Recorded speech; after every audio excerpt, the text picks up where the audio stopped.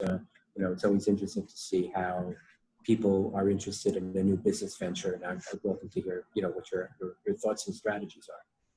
Okay, so this right here in particular isn't. So the reason why I'm doing this, initially, it wasn't about a business venture at all, right? So I started to do these interviews as a response to violence in my city, right? And I used to work in public house. I used to manage public housing for 7 years, right? And so, being in the hood, being from the hood, like these things, I understand that when people are making these decisions, these violent decisions, it's not necessarily just because they're a violent person. Like people are really starving, like not just hungry, people are starving, right? So they make penitentiary decisions, and then not realizing that wealth is actually easier to maintain than they think. Like people don't think that they could ever build wealth on 15, 16, 20 bucks an hour. But my thing is to show people, like, one, how to save, most importantly, right? And then two, how to invest. And so they don't take those penitentiary chances, right? And doing things that in survival mode. So I started to do these interviews and talking to people that are hiring because right now I'm on I don't know, I think I'm calling like a 1,000 job initiative, a 1,000 job project, right? Because there's a comedian that was murdered here maybe a few weeks ago, and he was only 25. And his name is Michiho 215, internet comedian, right? He's on his way up.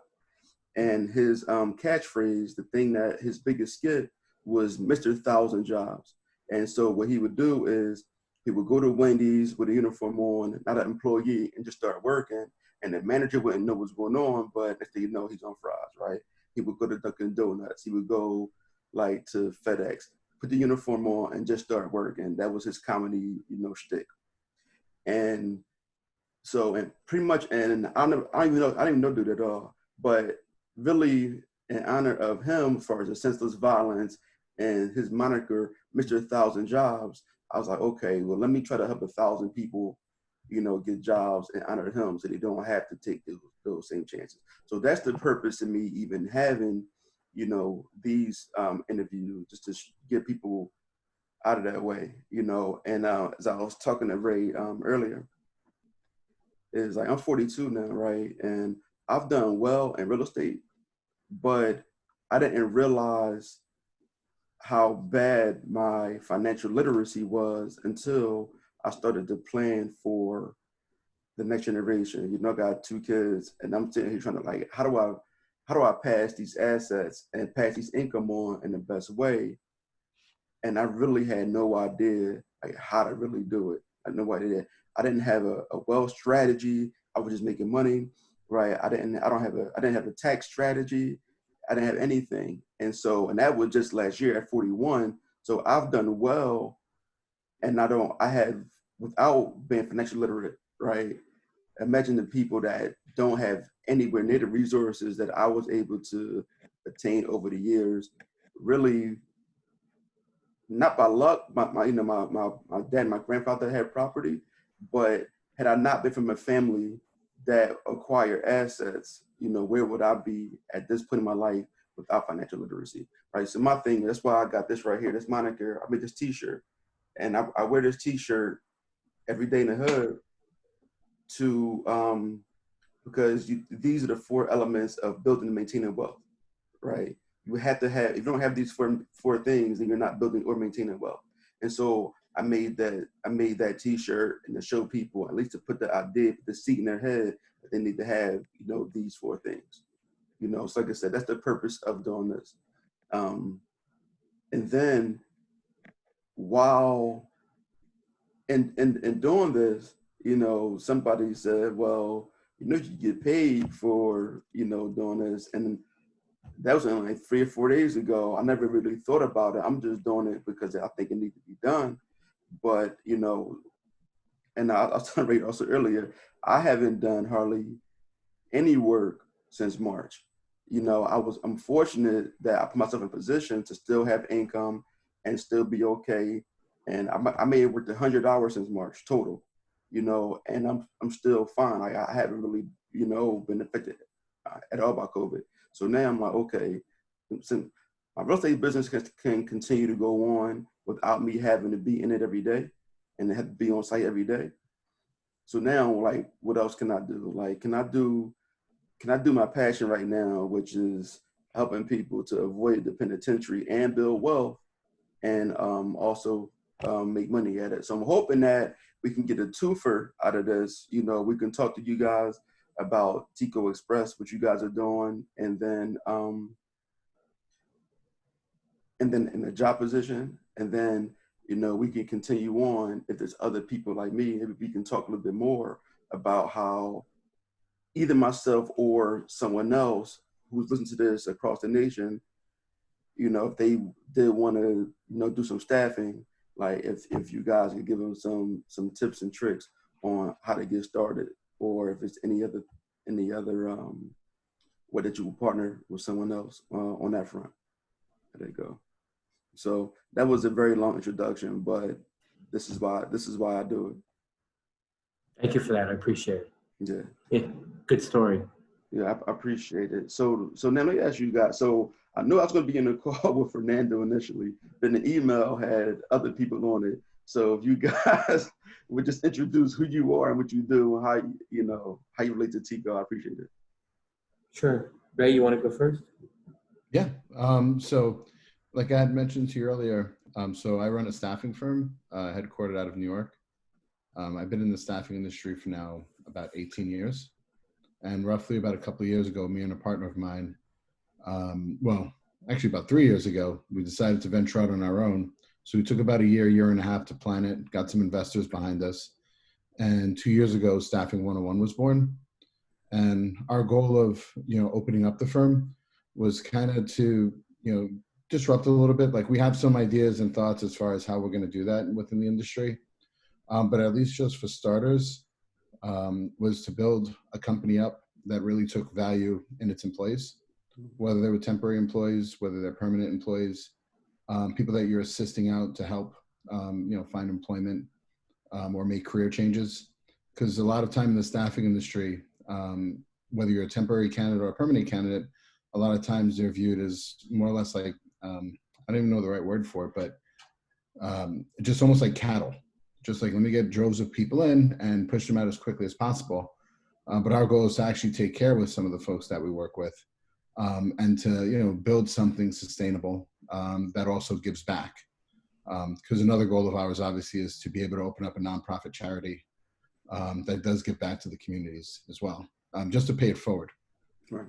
So just to give you an idea of what we do, on the temp side, we do like industrial staffing, so warehousing, labor, drivers. We do a lot of hospitality. Well, we did a lot of hospitality, but with COVID, hospitality was shut down.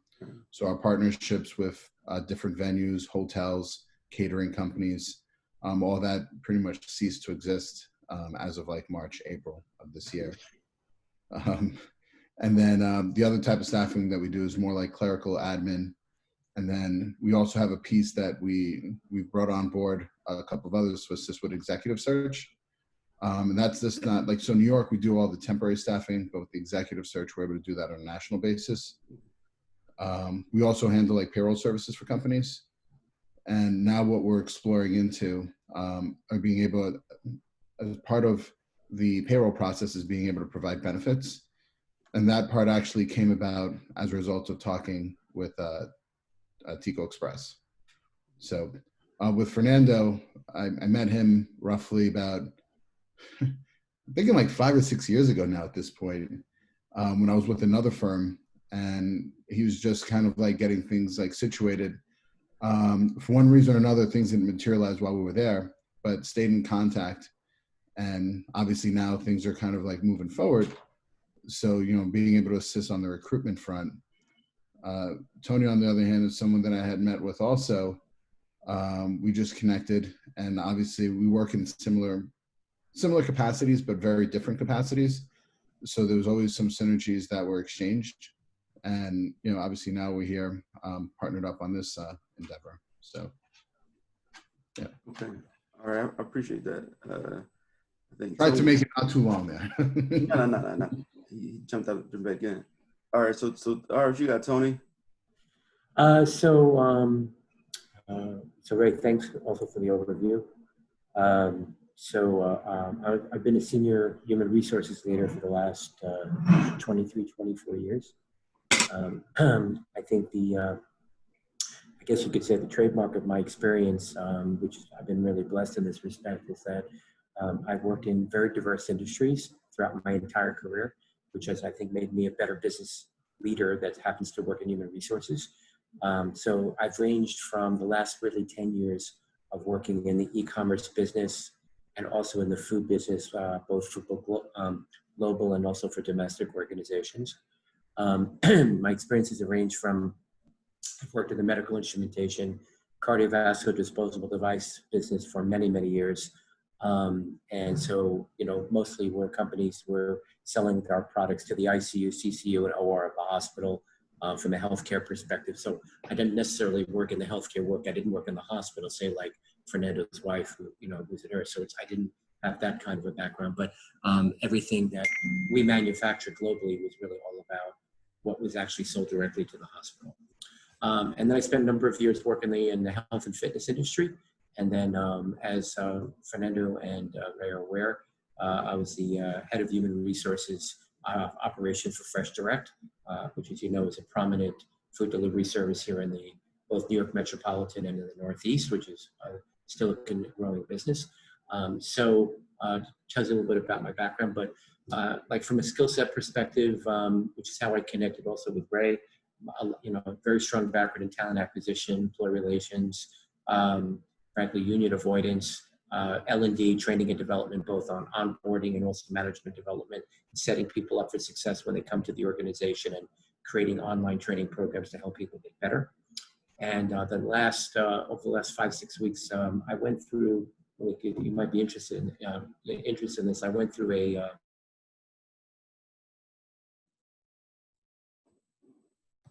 and as we all know, there's no playbook really for this. We know from a legal perspective what's happening, but so I've been partnering with several organizations in creating strategic action plans and best business practices to help people in terms of returning to work practices. How do we pay people if they're working remotely versus they're working in the office, if they're working in the field, the testing process, blah, blah, blah. So Ray and I connected several months ago. And he introduced me because I've been supporting and partnering for startup businesses scale to growth.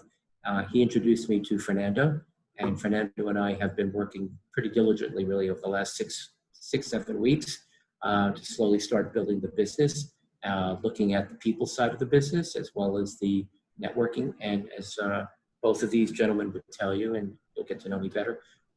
Sorry, I don't want to be long-winded. I have a pretty large network, so I love putting people together and putting deals together. So I may not be the traditional business development, business plan guy, if you will, but because of my network and because of the relationships I have people, I love putting people together. So it helps really build the business, create new relationships. And as a result, Fernando has now met, a multitude of people like yourself that, who've been expressing interest in the business. So sorry for the long-winded overview, but hopefully that gives you some good insight.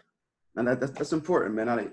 I appreciate it because, a lot of times people don't give the background, so you don't really know, right, who you're talking to or who you're watching, depending on how this is being consumed, right? So now that's very important. Very good. And now the person I'm talking to. Malik, one last thing I forgot to mention, because I think it's important to mention. I apologize. I mean to cut you off. So, and Fernando and I have talked about a lot of this too. Not only as an HR leader, this is kind of housed in my area, but it's really all about the business. So you spoke about a lot about your community relationships and employment and jobs. So I want to let you know that I think part of the vision that we have for this organization, because all of us have had experiences that have been really great, and we've had some experiences that were not so great. So, what do you take from those experiences and how do we apply it? So I think having an organization, as most companies do, to focus on diversity and inclusion, and what does that mean? So I think, part of once we start hiring people, part of the sourcing process also goes to the onboarding process, which is when people are in for training, they need to understand we don't all look alike.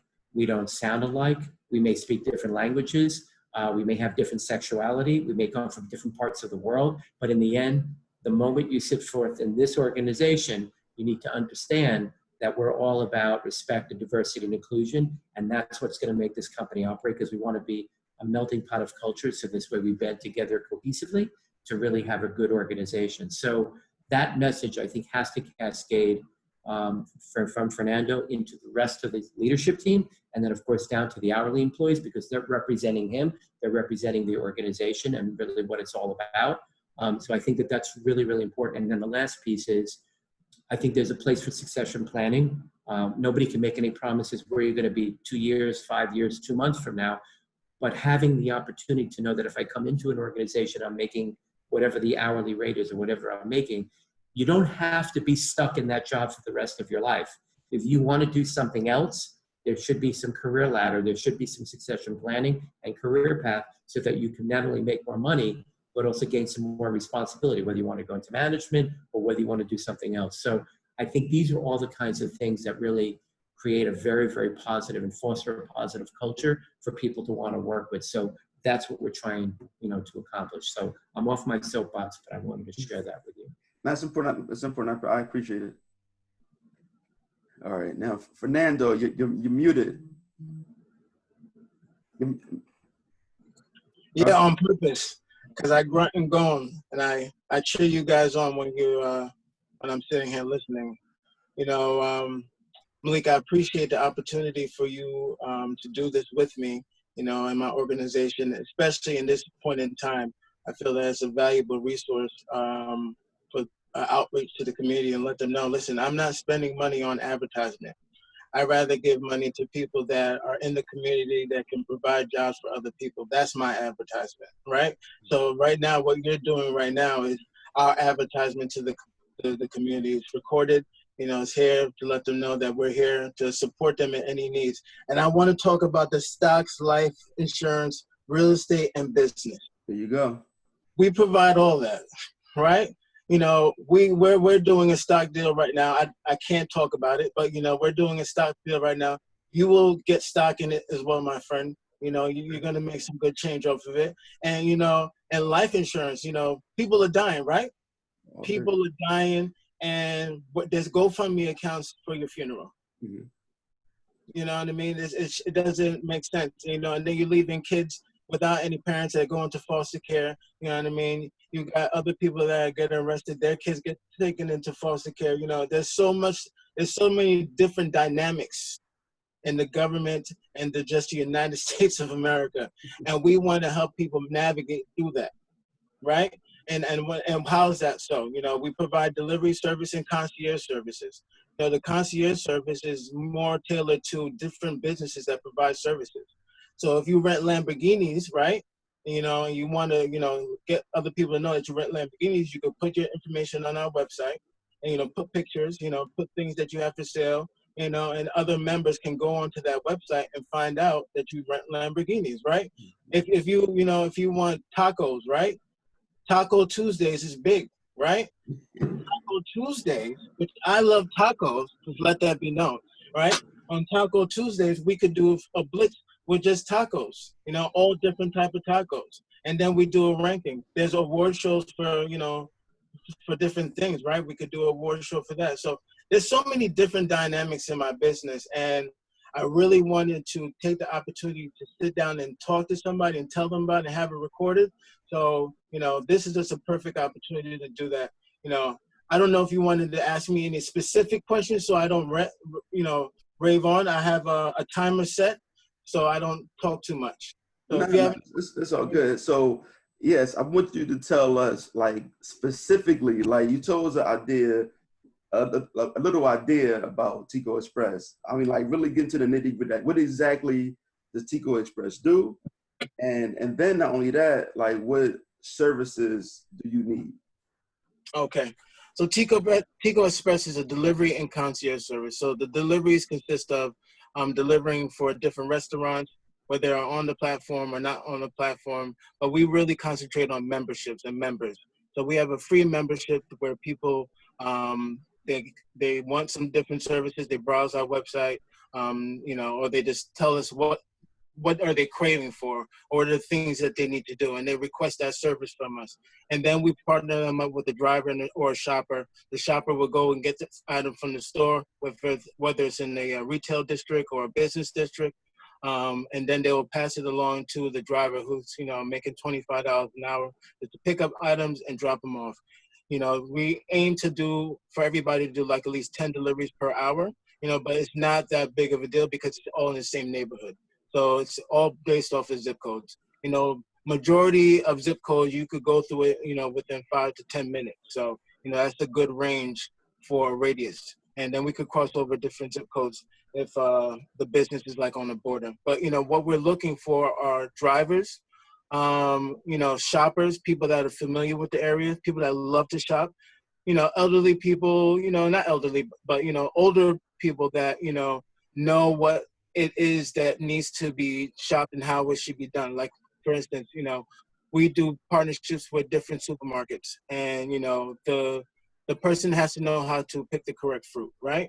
We'll train them, but, at the same time, we would love somebody that has that experience that could manage the, people that do the shopper. So they could start off as shopping, and then they could be in management, just to reflect what Tony was saying. Drivers, will drive in the same zip code. They would pick it up, make $25 per hour. The shoppers, I believe we had it at $15 an hour. And, we'll release don't forget runners too for them. Sorry. The runners are more for the city because I'll give you this example. So the city, right, is a lot of apartment buildings, right? And you can't just sit in the car or leave the car on the side of the road, right? So we have people that live in the area that will run from the car to the apartment. And if they're in the projects, right? So over here is crazy. I'm like, listen, I'm going to have to hire somebody in each building to do the running. So that's why I told you about the kids, right?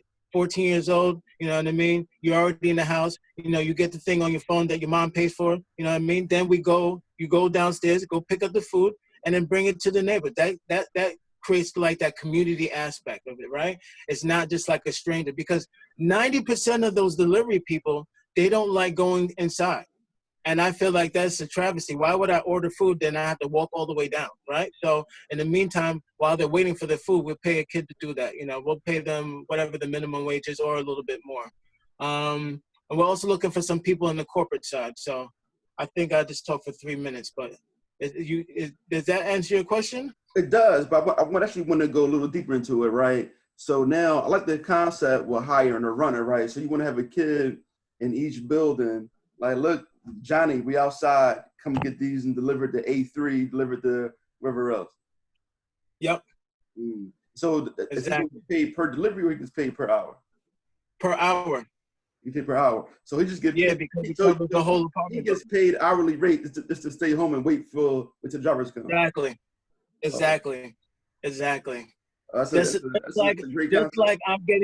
Just like I'm getting paid $80. Was it $80 for the day from 8 a.m. to 4 p.m. to wait for deliveries or pickups from hospitals, NYU, it's the Beth Israel. So they have a bunch of hospitals. So you would just sit there in the park. If it's a nice day, I'll sit in the park all day, have my computer out there waiting, pick it up. I have 30 minutes to pick it up and deliver it to wherever it needs to be gone. And that's a simple concept. Listen, you don't have to do a bunch of running around. The buildings aren't moving, right? The people are moving, right? So if you control the people and then you control how things work in the building. So that's what, the aspect of it is. We don't want to really boggle it up. The driver could probably do 30 deliveries, especially with the fact of them having a runner. That's what makes it easier and what makes it more sense. So, that's one of the reasons why we use a runner. But yeah. Any more questions? But that's really for like New York City. But the runner is not going to be available for Philadelphia yet.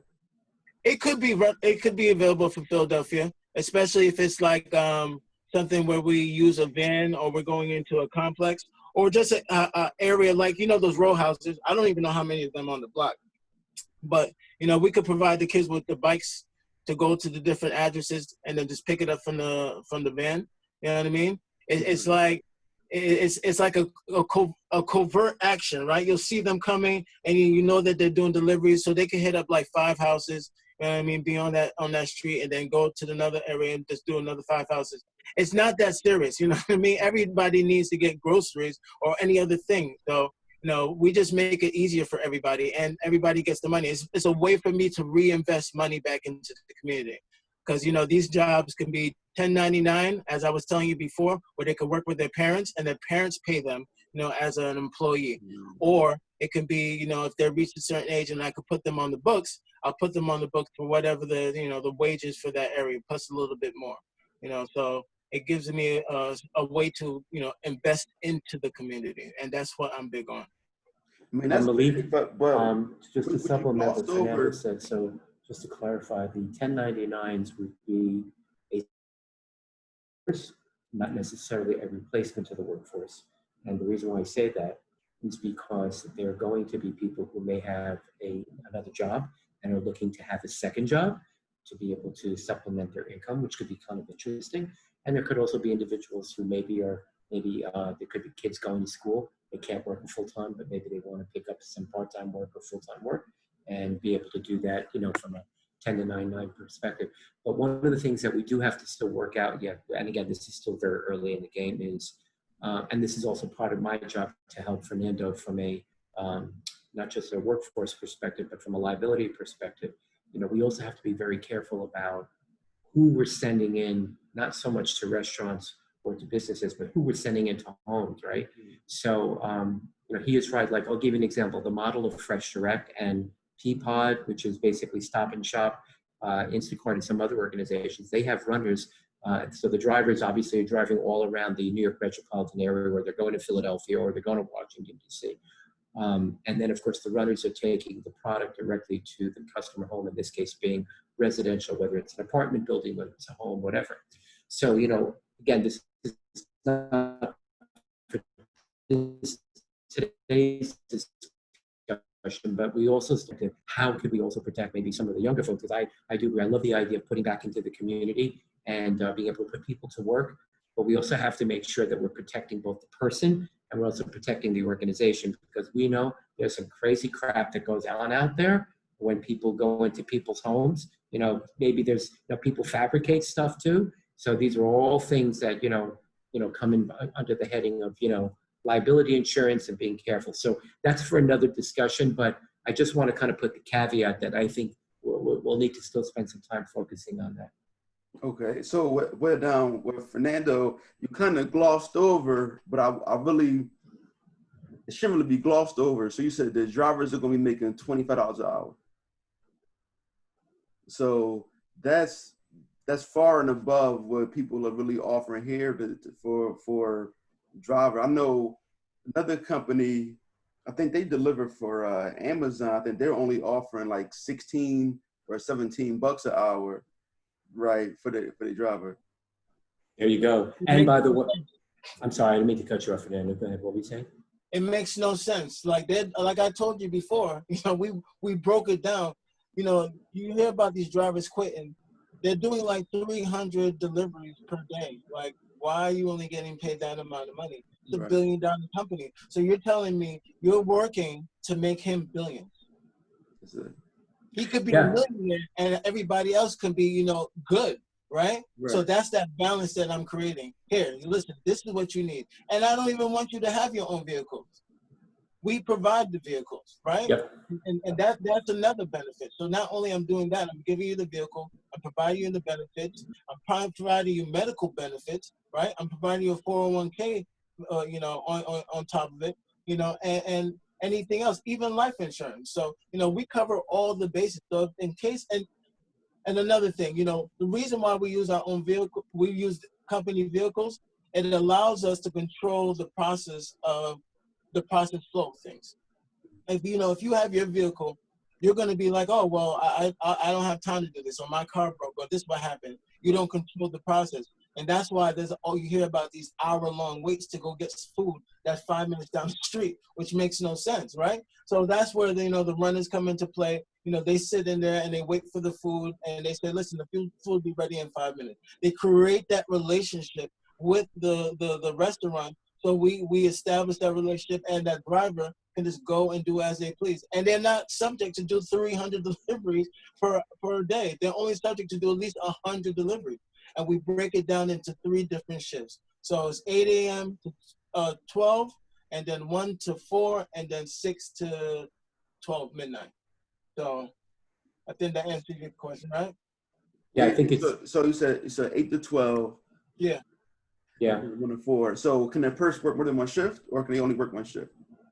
They could work on and off shift. So the 1099 is pretty much like that whole Uber thing. You can work whenever you want. But the shifts are for people that are W-2 employees. Okay. And they have to work the specific shifts, Melly. And, you know, and to Fernando's point, the drivers and the runners are really the bread and butter, pardon the pun, are really the bread and butter of the organization. I can tell you that in most organizations where they're hiring drivers, to your point, even if they're only getting paid 18 or 19 an hour, and they're also looking for CDL licenses, we're not going to be looking for CDL licenses. We just need people with valid driver's licenses, which will also be part of the background check process to make sure that all that is validated before they actually come on board to the organization. So just quickly, so to his point, so the drivers get 25 an hour as we discussed.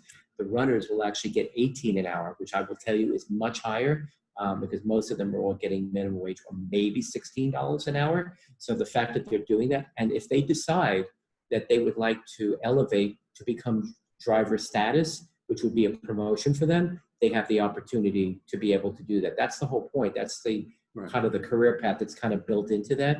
And then the rest, of course, are shoppers and packers. And again, if you don't want to be a shopper and packer, if you want to be a shopper packer and you like doing that, that's cool. That's great. We need people to do that. But if you want to do something more than shopping and packing over time, then there's a way to kind of go through, you know, the career path so you can, you know, make other things. But I think the fact that we're paying above market rate and not asking for CDL driving, actually, I think is going to attract a lot of people and also attract people from some of the competition when they find out how much we're actually paying.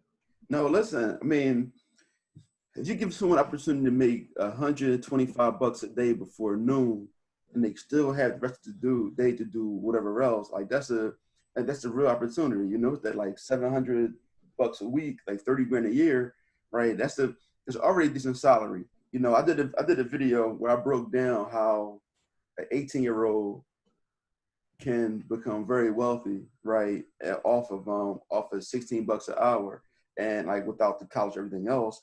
And it's a very simple process that I kind of broke down. It's depending on what market you're in, might be a little over exaggerated or not, but basically, if someone $16 an hour, control your living space, buy a multifamily in Philly, 120 grand, $3,500, right? Your tenant paid for your lifestyle. So now, instead of you pay money in rent, you put that $500 a month into the stock market, and I use the S&P averaging like 6% a year since 1967. So now, if you did that from 18 or 19, whatever I think it was, up until the time that you're 45, you would have like 300 grand liquid in the bank account. And then every year, if you're not even aggressive, you just add on one duplex every year. You know, so we're not increasing the money that we put into the savings account. We're not increasing anything else. So just every year, just add on one duplex, and every month for $500. And then by the time you're 45, you got like 50 apartment units, you know, and every year, one of those mortgages is falling off, right? And then you can celebrate or not. But either way, by the time, you know, if you have a 30-year mortgage, by the time you're 50, you got, you know, 50 houses free and clear, and, you know, $300,000-$400,000 in your bank account. And you can do that off of $16 an hour, right? It just takes the discipline, you know, to not spend money at the very beginning. You know, after you get your third duplex, then you can start spending money. So basically, about from you're 18 or 19, by the time you're 22, then you start spending money on leisure stuff, because my goal is to just save $500 a month into this, you know, into like one of these stocks that follows the S&P index, and you'll be very well off of $16 an hour. So, you know, my plan actually works better. The hard part is the discipline to not go party, the discipline not to buy the clothes, the discipline not to buy the expensive car, discipline not to buy a big house, though that's the difficult part. But the process itself will work for anybody. So anybody can, be very well off, before they even touch 40. And so that'll change everything, right? So now if you give people an opportunity to make that, like I said, that $125 a day, and they still have the rest of the day to study, to be with the kids, to pick their kids up, like to just be home. You got less kids in the street. I mean, I think that the way you have it set up, like for this market, I mean, I don't know in New York if that'll be like how that will work, but in Philly, like that'll really go a long way, especially when, you can find rents here like $1,000 a month. $1,000 to get you a 3-bedroom house, not renovated, but we're trying to create a migration. Yeah. We're trying to create a migration because you spoke about it before. People from New York are moving because it's just getting ridiculous over here. And if we could do when we do the real estate projects, because that's another thing I have to talk to you about. Buying up these houses, we're fixing them up. We talked about it. If people are coming to work for the company, we'll provide you with housing. At least with option to buy. You know what I mean? I believe in home ownership. I believe that that's the key. Doing a lot of issues because home value. 62% of New Yorkers, they pay rent. It makes no sense for buildings that have been here for like at least 100 years, right? And it's a travesty because they use that to build their wealth, right? And you work to build wealth. You just said it. Your renter is paying for your leisure. All right, cool, that's great. How about my leisure? How about that, right? And that's what that atmosphere that we create. We create that leisure. Like I love parties, right? I love throwing parties, and I've seen parties being held, celebrity parties, private parties, or parties in Barney's, all bar mitzvahs and then other things. But it's just amazing seeing that type of stuff. So I like to bring people in. Go and have fun. You need to relax. Here, you're a member. Here, that's what's one of the perks of my membership that I said in the beginning, right? So I'm going to provide those perks. So when you're paying $25 for deliveries and concierge, it's more than just deliveries. It's just like your whole atmosphere. What do you want to do? That's my key question, right? We all are bored. We all want to do. I remember going to Philly. I couldn't find no daggone black-owned businesses, right? I didn't know where anything was at. And I had to go downtown and spend $100 on dinner, right? But that money could have went to somebody else. I just want to bring people together because I'm seeing these websites. I'm seeing all this food. When I talk about food, my mouth starts to water up because I'm very passionate about food, right? But that's what I want to bring. I want to bring community. I like that 16-year-old program that you were talking about. That I think we should implement that immediately. My son's 16, right? And I'm trying to get him on board to what I'm doing, right? And him coming on board and other 16-year-olds coming on board. That's the threshold. That's the first time that I started working, right? I could have worked when I was 14. But I didn't know about the 14. I started working at 15 for the town of Babylon as a counselor in training, right? And then when I turned 16, I couldn't wait to get a job. I was tired of asking my mother for money. And she would have money and wouldn't give it to me. So I just got upset and I got that drive to go get money. And I know a lot of kids have that drive. And I went and I was making like $300-400 a week at 16 years old. I think about it then and now, if I knew what I know now then, oh my goodness, I'll be killing it. We wouldn't be having this conversation. We'll be on a platform on something talking. It's because I'm just that extravagant, right? But it's just the guidance that's important, that's needed, right? And the structure for to provide that, and we do that as well. So you do real estate, and I heard you talking about in the other video with Hood Estates, right? Mm-hmm. And you were talking about not the vehicles, but what's that? I'm gonna circle back to it, but it's just the sense of community, sense of knowing exactly what you need to do and providing that guidance. Mm-hmm. That's what we want to do. So the real estate project, the commercial real estate. So, commercial real estate can also include, co-working spaces, right? Because everybody needs some place to go. So I was always looking but spaces where I could put a bunch of people and they could bring all their ideas together. They could have video where they do a room where they do videos, you know, they can have all the cameras, just bring it back, you know what I mean? And, you know, somebody that's elderly, not elderly, but that's been in the business. I have a guy, right, that's on my team. His name is Al Bennett, right? And he has a lot of connections with I think the TV industry and the whole industry, right?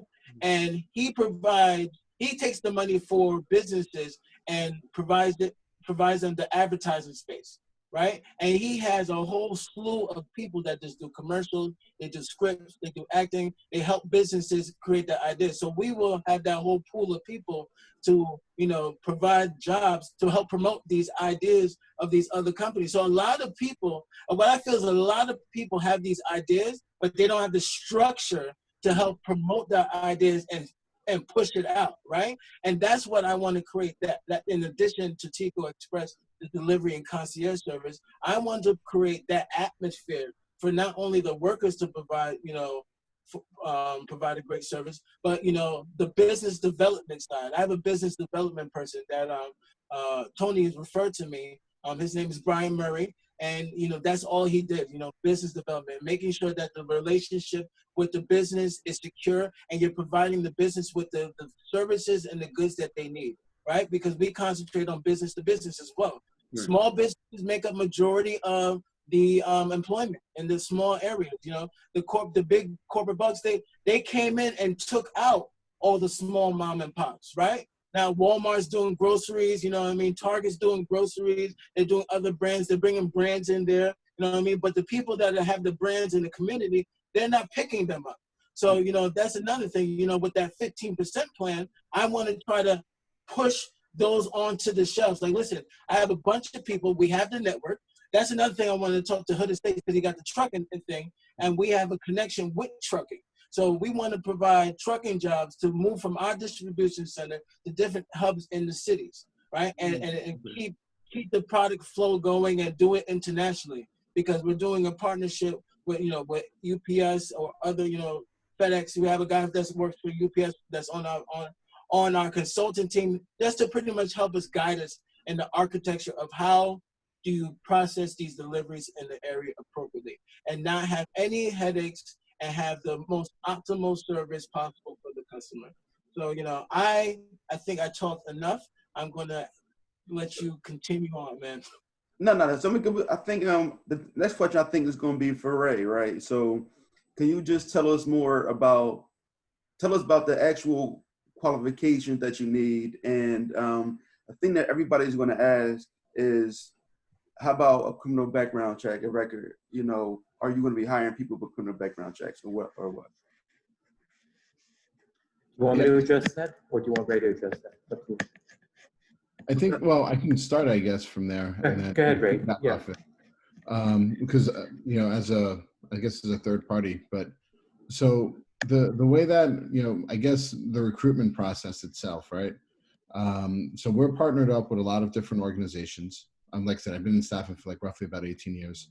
So various different like nonprofits, obviously colleges, schools, boards, referrals, and then other firms similar to ours also that are not necessarily like the big players in the game, but like small to mid-sized firms that we've all kind of exchanged information between us to kind of keep us all afloat as far as where we're attracting applicants from, right? And then obviously based on job descriptions and all that great stuff. Now, in reference to the screening process, that part hasn't been, like, I would say, like clearly defined just yet. But to my understanding, obviously, is once we've located someone for a position, so let's say, for example, driver, right? You know, so if we bring somebody in, screened, interviewed, they qualified, obviously we'll run a DMV check, make sure that their license matches up to whatever the requirements that we set forward are. From there, that individual would then meet with whoever is designated from the Tico side for, I guess, to qualify to make sure that they are a fit for the company. If they're deemed a fit, then at that point we would run a background. Standard background checks are usually 7 years. You know, so it picks up anything within the past 7 years.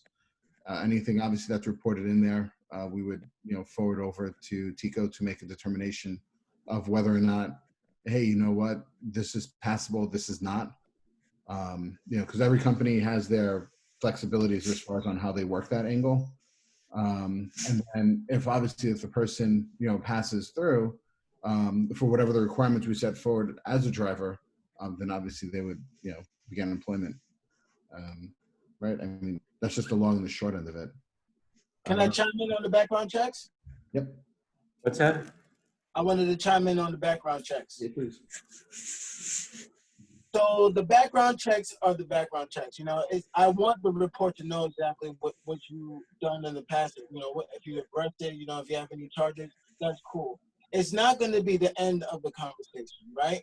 We want to really go into depth of what were the reasons for it, and if we can help solve it, by helping you set aside money to pay some tickets off for your suspension, right? Or if you had, some domestic problems, we can provide you some referrals to some people that, provide consulting on there. And if they feel that you are a good fit and that you have a good, stable mindset, but it was just a mistake that happened, we'll bring you on board. Well, I'm willing to work with anybody because at the end of the day, situations happen, right? Everything is a situation. It's not something that you're born. I look at my kids today. I don't see them as being a problem. I see them being as a problem, but I see the control in the problem. But, certain things happen when people get older. Certain people were raised a certain way. Certain people experience different things, right? And certain things happen in their life. So whatever situation happened in your life, let's talk about it. Let's put it on the table. I have my issues as well, so I understand, and I want you to move past it. Because I think that's another hurdle that's stopping people from getting jobs. So, if we provide that resolution to make that thing that happened in the past non-existent, and we can move on with a new employee, we can create a new lifestyle for you. That's my goal. Because I don't think that the government does that, right? They just send people, they give money to different organizations. There's billions of dollars spent on different organizations, and the same thing happens all the time, and it's annoying. Right? And I don't even want to see them more. So my thing is, I don't care about the background check. I care about you, right? And if you could prove to me and prove to my people that you're a good fit, then you're on board. It's not that hard to do. We're gonna take baby steps, right? If you're a violent person, we're gonna put you in the area by yourself. Okay, you stay over there. You do this by yourself. You can't be involved with that too many people. But if you were hustling, right, and you got caught up in something like that, I know where you're going. You're going to business development. That's where you're going to go because you know how to shook and jive, and you know about how to make the connection. Right. It's all dependent on what the thing that happened. I feel there's the major thing that we need to concentrate. If you have a DWI, I don't even want to mess with you right now. You know what I mean? You're gonna have to go through like a whole program with me because I've seen guys that worked for me that bought drinks before we went to do a house cleaning. I was like, what are you doing? Right? I let him do it because I wanted him to see that you look like a dumbass right now and everybody smells it on you. That's why you're only taking out the trash. You're not coming inside, right? You're staying by the door, right? So, certain things I'm not really gonna pass. Like if you, doing shooting up, if you like getting into fights and you're super aggressive, like I can't even tell you anything without being super aggressive. But that's what, that's certain things that we are going to work with Ray on and identifying those people and, finding out exactly what their weaknesses are and what are their strengths. And we find a way to solve the problem with the weaknesses. That's what I'm big on. I was in school and one of the things that we were talking about was, teams and development. And, if somebody makes the mistakes, how do we reconcile it and then go back and create the whole process again? And once we get to that problem, if they need additional persons, we provide them with a supervisor that helps them and works through that thing. I don't want to fire people just for anything, right? Mistakes happen, right? But, I want also people to understand that a lot of things in business is about patience, right? It's the process. It's a process of how we do things. So, I just wanted to chime in on the background check, but Ray, if you want to continue, you could just continue on. And the only thing I would just add to that is that with the background specifically, I mean, I don't know what the laws are out in PA, but I know for like New York, you obviously have to make an offer of employment first. And the person has to accept the offer. And then at that point, you would have them sign off on a release form and tell them, well, now I'm going to run a drug test. Now I'm going to run a background check. Gotcha. And then the results come back in. And then that's when that conversation happens, because you can't ask about a background Yes. any step prior Right. to And an offer of employment. right. So I know what I do for my rentals, I do a background check, but I discriminate against two charges, right? I discriminate against sex crimes and arson. I can't have an arsonist living in my rental property. I can't. But like those two things, sex crimes and arson. But anything else I can live with, but those two things I can't. Malik, you're absolutely right. So I have to jump in, guys, because there's some things that I think we didn't cover, because I think that we covered a lot of good stuff, but I have to be the HR guy just for a minute, all right? Because if I didn't do that, then I would be doing a disservice to this process, and I'll be very brief because we've been on the phone for a while. So like anything with a background check, and this is in any organization, there's always an escalation process, Malik. So when we get results, folks like myself, and maybe there could be a committee, maybe one or two other people could be part of the legal team, it could be me and somebody else, whatever. Anyway, there has to be an evaluation as to whether we want to move ahead. So just so we know, if Ray is sourcing the candidates, which is what he's doing, or any other staffing organization, their job is to source the candidates. We're going to do the interviews, myself, any other HR recruiters that are going to be, as we build the organization, and the supervisors or managers that are actually going to be working with them. They have to be part of the interviewing process, because we don't want to just hire people sight unseen. We have to go through the interviewing process. So if Ray is identifying 240 people, and God knows how many more other people he's sourcing, we're going to interview, obviously, a lot of people to make sure that the right cultural fit, they have a good employment background, and then they're actually the right fit for the organization. I do agree. And by the way, in New York, there is something called ban the box. So we can ask certain questions in terms of people who are incarcerated. That's illegal. So I had to say that, because I think it's really important that we know that. But that said, I agree with you completely, Malik.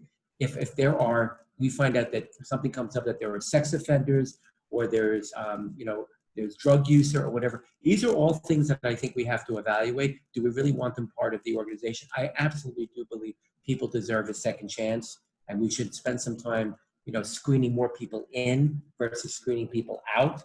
But we also don't want, remember something, everybody. These are people who are going to particularly, I'm not talking about so much the shoppers and the packers, but the runners and drivers in particular, they're out in the field. They are representing our organization.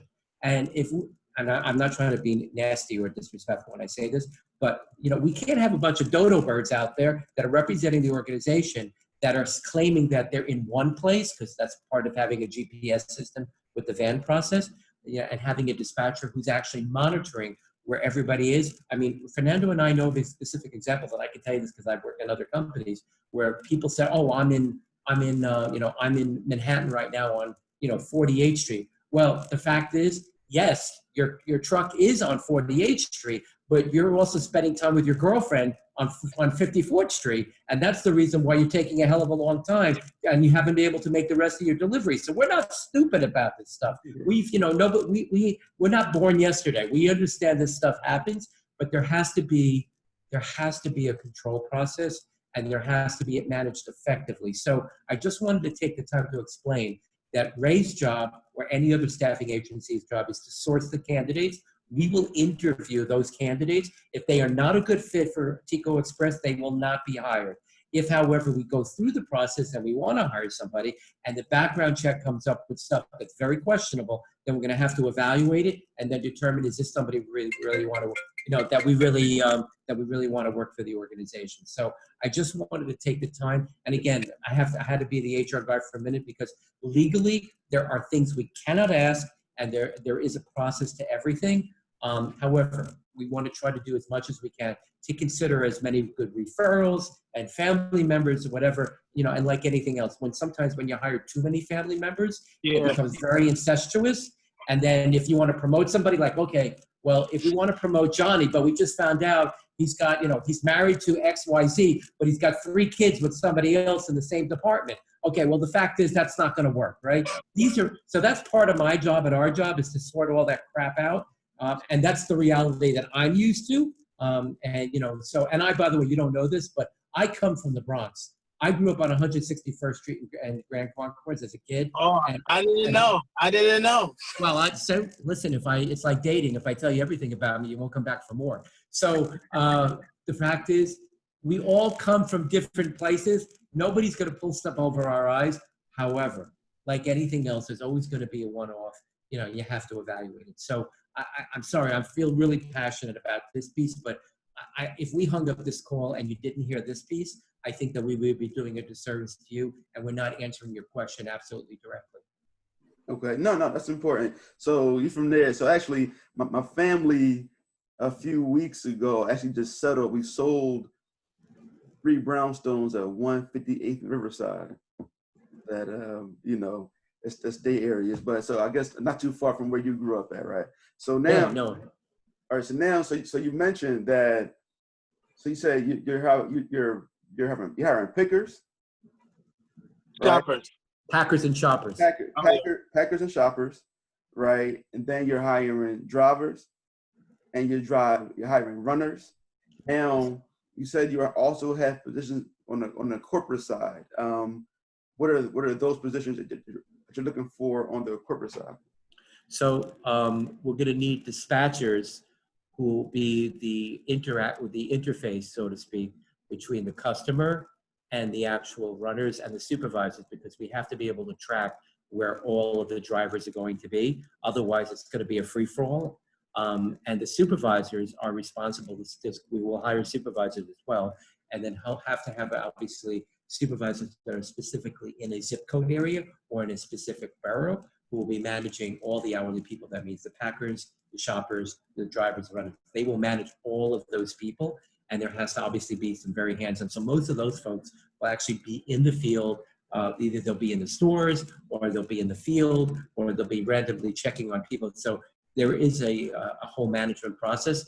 And then separately from that, Fernando is looking to bring senior level people to the organization, which he's been doing over the past couple of weeks, to be able to help with the infrastructure, beside myself, from an HR standpoint, business development, technology, finance, funding, legal, whatever. So this is all part of the process. I hope that answered your question. Yeah, for sure. All right. And so, and how many positions are you looking for to be filled? You're talking about on the hourly side or the management side? Well, everything. Can I chime in? Sure. Yeah, of course. So, as you guys are talking, I'm writing down notes. So I wrote down all the positions that I want for the company. So I'm gonna answer that question for Malik, okay? Yeah. All right, cool. So, one of the I have right now 12 positions on my paper, right? And the first position that, I want to address is the dispatcher, right? And Tony brought that up, and the dispatcher pretty much makes sure that everybody's, correct in what they're doing. That's where, Eugene comes in and, make sure that system is in place correctly. And the people are taught the way that things need to be done in order to achieve our goals, all right? The drivers, we already addressed that. Oh, the dispatchers, what was the salary that we said we were going to do for the dispatchers, Tony? I think we agreed it was probably going to be about probably about 70 or 75, Yes. and they will be salaried, and then the supervisors will probably be someplace in the neighborhood of like 80, 85. Whoa, the supervisors make more than the dispatch supervisor, or the supervisors in general? Yeah, the supervisors in general, because they'll be managing all of the hourly people, and in theory, they probably should manage the dispatchers, but we can figure out the organizational chart yet. So just to make it clear, $70K, right? That's what we're talking about. Yeah. $70,000 per year, Malik. Yeah. So we're looking for people for that. 75,000 starting, 75 grand. And it's salary, not hourly. Salary include benefits. For you know what I mean? And how many of those you need dispatch? What we say, 1 per zip code. I don't know how many zip codes are in. Probably 1 zip code. Or they have like a cluster of zip codes. Some areas there's not that many houses, so it depends on the zip code in the area. But, you know, we're not just doing Philadelphia. We're doing Pennsylvania and, you know, New York, right? And New Jersey, the whole state, not just Philadelphia, not just 5 boroughs. You know, the other position that I want to talk about is the drivers. So the drivers, we were doing $25 per hour. I think later on down the line, we'll convert it into a salaried position, you know, once they have established routes. But for right now, we'll do $25 per hour. That does include tips. So they'll get tips on that. So, you know, the average tip is $5 per delivery, or, you know, or $2 per delivery, whatever the case it is, it's still a lot of money, right? The runners, we would take $17 an hour, right, Tony? 18. 18. So the runners will make $18 an hour. They'll be coming to and from the apartment buildings or from the areas. They could be on bikes, you know, they could be, you know, walking down the street if it's a high population area. And they could be assigned to different metropolitan areas just to, you know, cover backup. The shoppers are, what we were saying again, I think we could do $20 on them, because the shopper is a very tedious position, and they have to, I don't know what we were saying before. Let's. Yeah, well, we started off talking about the shoppers and packers who are actually going to be paid probably no more than 15 or 16 an hour, because you have to remember that position is a less skilled position than either the runner and or the dispatcher. If we decide to upgrade it, then, you know, we can certainly consider, but we only talked about 15 or 16 an hour. All right, we're gonna skip that for right now. You might give them an incentive, right, to get the packaging right. You know, because listen, I don't go to any grocery stores, right? And I've been using all these services, and they do their best what the store has, but, you know, sometimes I might get chicken sausage versus turkey sausage, right? I might get a couple other things, and if there's a replacement, you know, they'll text me, do I want the replacement sometimes, but sometimes it's just, you know, pick. Like, for instance, this one instance, right? So I ordered apples, and when they came, I ordered 2 bags of apples. When they came, it was just 2 apples. I ordered 2 pounds of apples, rather. When it came, it was just 2 apples, right? So you get pay a lower rate, but just have, if you can track the data, like how many orders they get right, you know, give them a bonus off of that. That's a good comment. By the way, and Ray, I saw your finger. I just wanted to say one thing. What should happen is, and remember, unlike, let's say, Peapod or Fresh Direct, remember, they're supply chain organizations. Fernando's not a supply chain organization. So they've got distribution centers. So the people are actually working in 32 degrees, and they're picking and packing all their stuff during the course of the day. These folks are not going to be in 32 degrees, so they don't have to deal with those environmental issues, which is a much better environment. But to your point, we still have people who are obviously, they're going to need to have the right skill and the right attitude to make sure that they're actually, you know, picking stuff and doing everything properly. So there is, you know, again, there is still some skill set, and you need to make sure you have the right people. I'm sorry, I'm gonna chime in because I got a Walmart story, because I am going to agree with Malik, right? They substitute things that don't make sense, right? I agree. They don't store the things correctly. You know, sometimes we ordered salmon. The salmon was spoiled because they didn't store it correctly. You know, this thing. I want somebody that uses their mind. I think that we should hire somebody that has a higher skill set. This is why I said, listen, Mom, if you want to come with your son, you guys could go and go do grocery shopping. Teach them the right way, because that's how I learned. Right? I was my mother's runner. Listen, just go in the store real quick and just go get me this, go get that. Don't get that, but get me this. If it doesn't say kosher salt, don't bring it to me. I didn't say salt. I said kosher salt, right? So, you know, that's the things that we need to do and reiterate with the people. And I think if we have, you know, a good space where we could teach them how to do it, or whether we could do it online, I think that will help improve the process of it. Because I think it's just super annoying for them to not have the items that they have. But also, you have to keep in mind that this is something new that they're doing. We have to go to them and say, listen, this is how we want things that needs to be done. We don't need your money. We just want the service perfected, right? I don't want you to pay me money. The customer is going to pay me to do it. But for my customers that we're using that partnership to create a better service, right? Then once we create that partnership based off of our members, then we come in like, listen, since we're doing a good job, why don't we just do the whole thing free, right? Why don't we just pretty much do the whole thing and, we'll white label it. They'll say, Key Food on this shirt. There'll be all Key Food employees, but, it'll be us maintaining it. And we want you to just concentrate on the supply chain, right? That's where I don't want to be in, right? That's too much headache. That's too much real estate that I don't really want to be invested in. I'll do, for, Dollar Tree, because that's easy. That's nothing, right? Everybody, $50 and you get 50 things at the Dollar Tree, right? It's a simple thing and we could charge a flat rate for that. So, we want to do things smart. We don't want to waste time going back and forth with these deliveries. We want to get the delivery and get it done right. And I think that, to the point, that's why I said, we want to boost up the pay to $20. But Ray, are you gonna stay on or are you gonna leave? Because I know you say you gotta go at 12. Yeah, I can stay on to probably about like 12:05-ish. Okay. I just want to go over these positions real quick so you have it. And you too, right, Tony? I've got 5 minutes and then I gotta go. All right, cool. So the business development associates, those are people that, establish the relationships with the different businesses in the area, whether it be, restaurants, whether it be mom and pop shops. They establish the relationships and they help us implement the technology into that store, which provides the deliveries to the different people in the community and members. So that pay, I'm gonna have to come back at that, but it should be around the $70,000 mark plus bonuses. So if you get a nice book of business, you can make it like $150,000 doing that, and you don't have to do everything. And those positions that for the first round, we're gonna look to do 10 per position, right? And that should help us reach our 100-person mark, and it'll help keep us level playing field with everybody.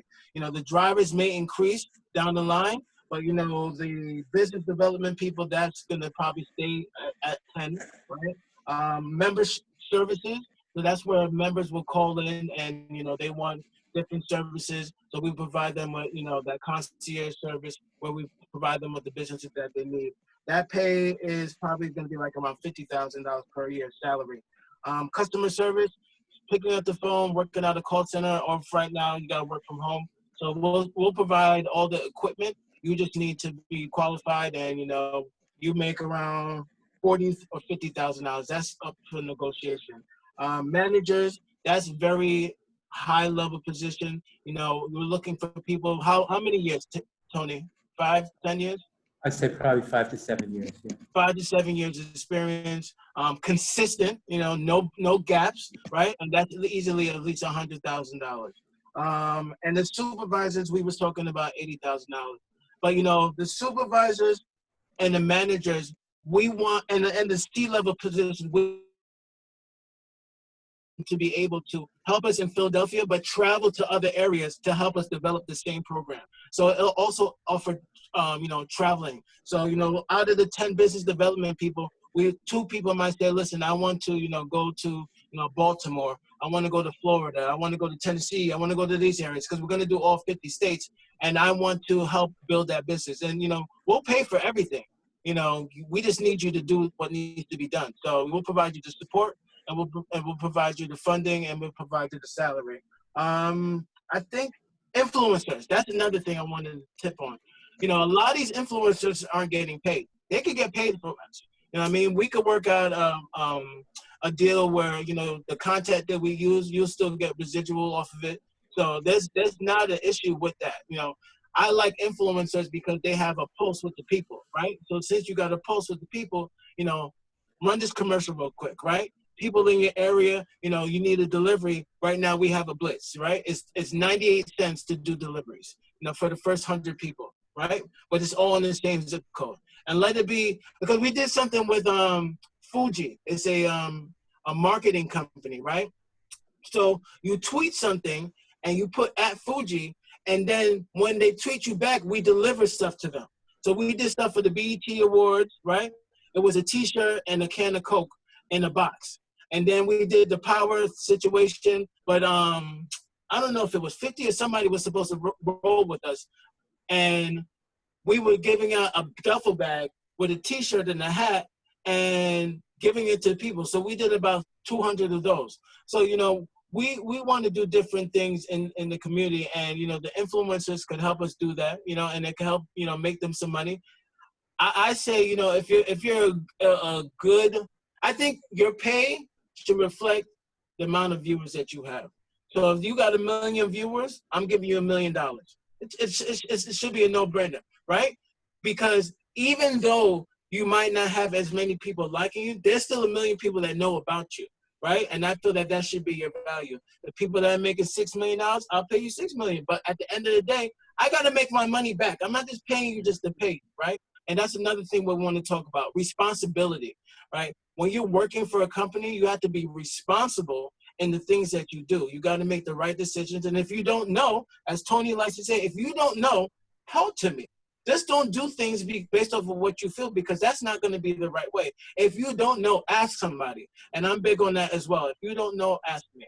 And then a lot of C-level executives, like, you know, there's a lot of people that are claiming that they, you know, they make a lot of money, but, you know, at the end of the day, making a lot of money and still see people struggle, you know, I don't like that, right? So I want to bring on C-level executives that, you know, could bring value to what we're doing in the communities, through, you know, different business relationships, you know, and, you know, even political. I'm not even going to tiptoe around it. You know, political is a big thing right now. And I'm working on a program where, you know, people that are in public housings, I'm going to work on getting a subsidy from different governments, local governments, to pay for the delivery services for their areas. Oh, wow, okay. And if you have food stamps, you know, we'll pick up the food from the grocery store. Because if you're on food stamps, the possibility of you having a car is like 50-50, right? And the bus and transit system, I see it all day long. They go on the train or the bus with all this stuff. So, you know, we want to provide that value. And then that also creates, you know, some income that's guaranteed.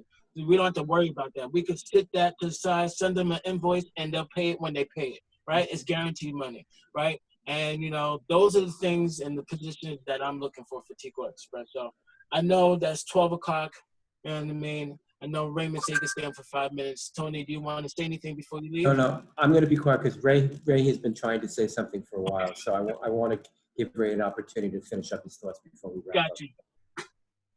No, it was just circling back to when we were talking about like the Packer shoppers.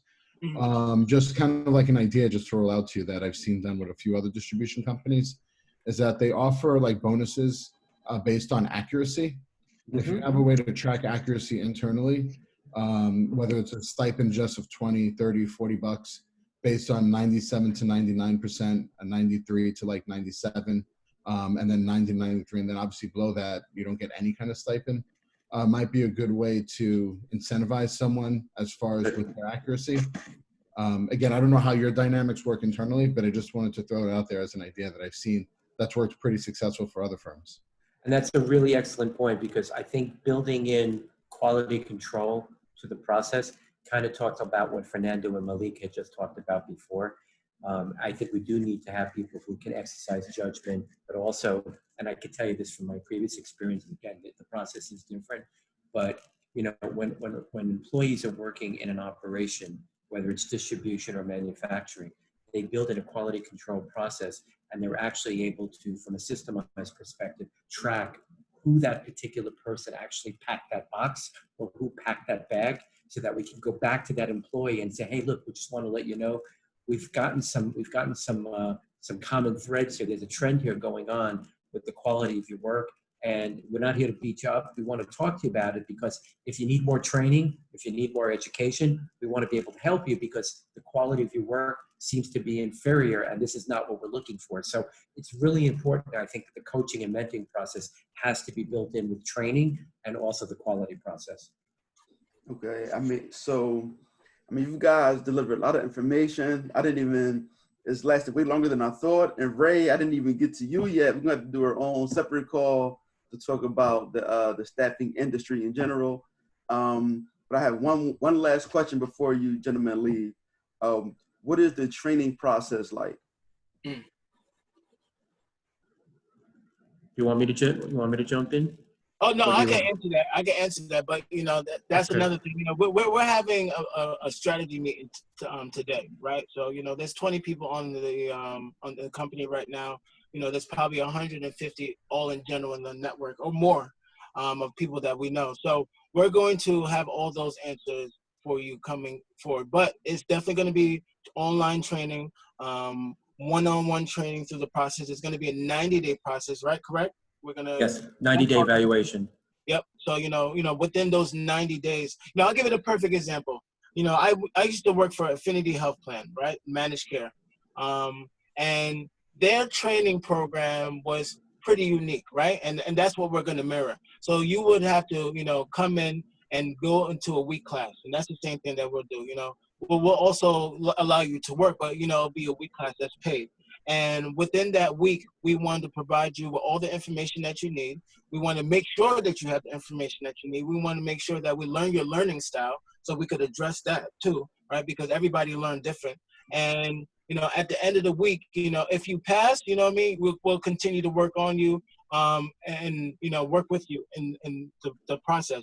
But, if you fail, we'll step back and we'll see the things that you need to work on. And, we'll provide some additional one-on-one training. But, the training process, I think is going to be essential to the success of Tico Express because, certain people just need a little bit of guidance. And, certain people just need to be checked on things that they think isn't harmful. But if we train them in the way that needs to be done the correct way, I think we could avoid a lot of issues that may occur. All right. Well, listen, I appreciate it. And you said the first position needs to be filled next month?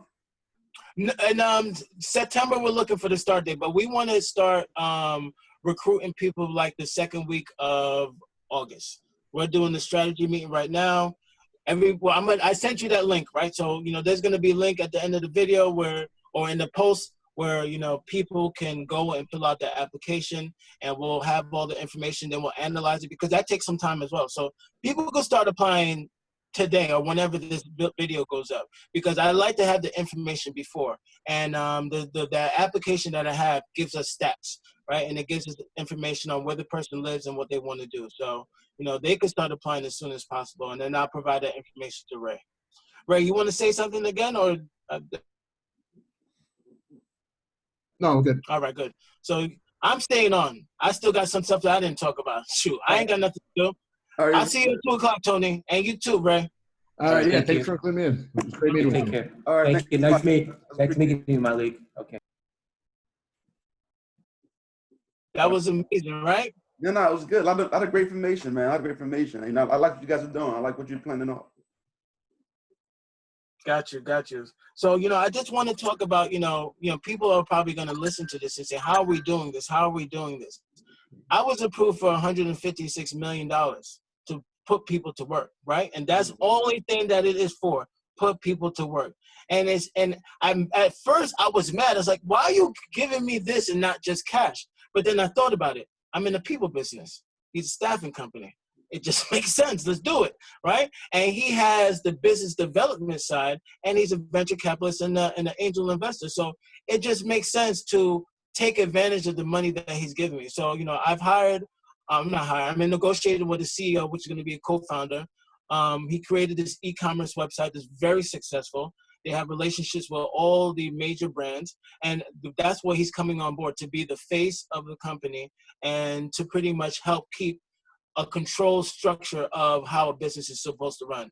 And, with his private equity connections and, his experience with the stock market and, different investments, we can structure a way that we are going to be one of the powerhouses, and I want to make sure that the communities that I do that they don't just deal with these corporate leeches, right? I want to give you back the money that they're taking from you, right? Sears is going to be one of the companies that I'm going to look to partner with, right? Because the dude's a hedge fund guy, right? Yeah. Makes sense, right? Yeah. And then he's going to understand what I'm talking about because at the end of the day, we're talking about bringing people to your business. That's all I'm talking about. Yeah. I don't really care about anything else but that. Now, I also want to bring businesses to your business because I noticed not only did you guys not change anything in the showroom for 20 years since I started working for you, right? your products are outdated. Nobody wears the clothes that you're talking about right now. You might as well make Dickies a employment line. Like you only do that for employees. Everybody's not buying Dickies no more. Right. The trends change, so you have to keep up with the trends. So a lot of these Black-owned businesses will help them get into these department stores where they have the brick and mortar, and it'll be like a showroom, right? It doesn't have to have all the items that you have. That it just has to have the items that you could just try on. Right? I'll give you another example of Macy's, another Target that's going to be on my list, right? They have a section where you just go and sit down and watch TV and they try on clothes, right? But some people try on clothes and then they wait till Friday to get the clothes, right? So we'll take that, we'll put it in reserve, we'll go and deliver to you on Friday once that payment goes through, right? These are the things that we're trying to convey, convenience. And it's a perfect time to do it. Once again, it's COVID. Right? COVID's happening right now. Everybody's supposed to stay in the house. Everybody's not staying in the house. We know the situation in Florida and California. They just locked it down again. But, those are areas that we're going to hit because it just makes sense. I know people in all these areas, or we all know somebody in these areas. But the time is now to come together. Just like the United States united to create the United States of America, I think a lot of Black folks need to unite and stop talking and stop marching, and you're marching and talking in place. Right. Listen, I say it all the time. A lot of the groups that we in, man, you got it. You have to get the money, not only the money, but like Dr. Claude Anderson says, once you get that money, buy you a politician, right? You got to buy it. And so it's really, Black wealth really start. My thing is, okay, what's the first thing? Stop going to prison. Yep. Stop taking penitentiary chances. Get you some gainful employment and grow you out from there. To start from that ground up, and then we can expand out from there. So real quick, let me go back. So you were awarded $156 million. Yep. To put people to work. Yep. And you decided to create this company with the $100 million. No, the company was before that. My goal was always to be $1 billion company, or at least make $100 million in the first year, because it's not impossible. I just need the right structure. So, when I approached him, I was just looking for $1 million cash. I wasn't looking for all this money to hire people. But then I start talking to people and they're like, listen, you got to take advantage of it and just do it right? Yeah. So you need to just get businesses to be on board with what you're doing, and you're just funneling the business through you and you're paying them out. And at the same time, we both win, because I'm working on your external income or your outside income. You worry on your internal income. And I think that's very important with this company. And that's why, I did what I'm doing, because a lot of people or a lot of companies think because you know how to cook, then you're going to tell me how to deliver.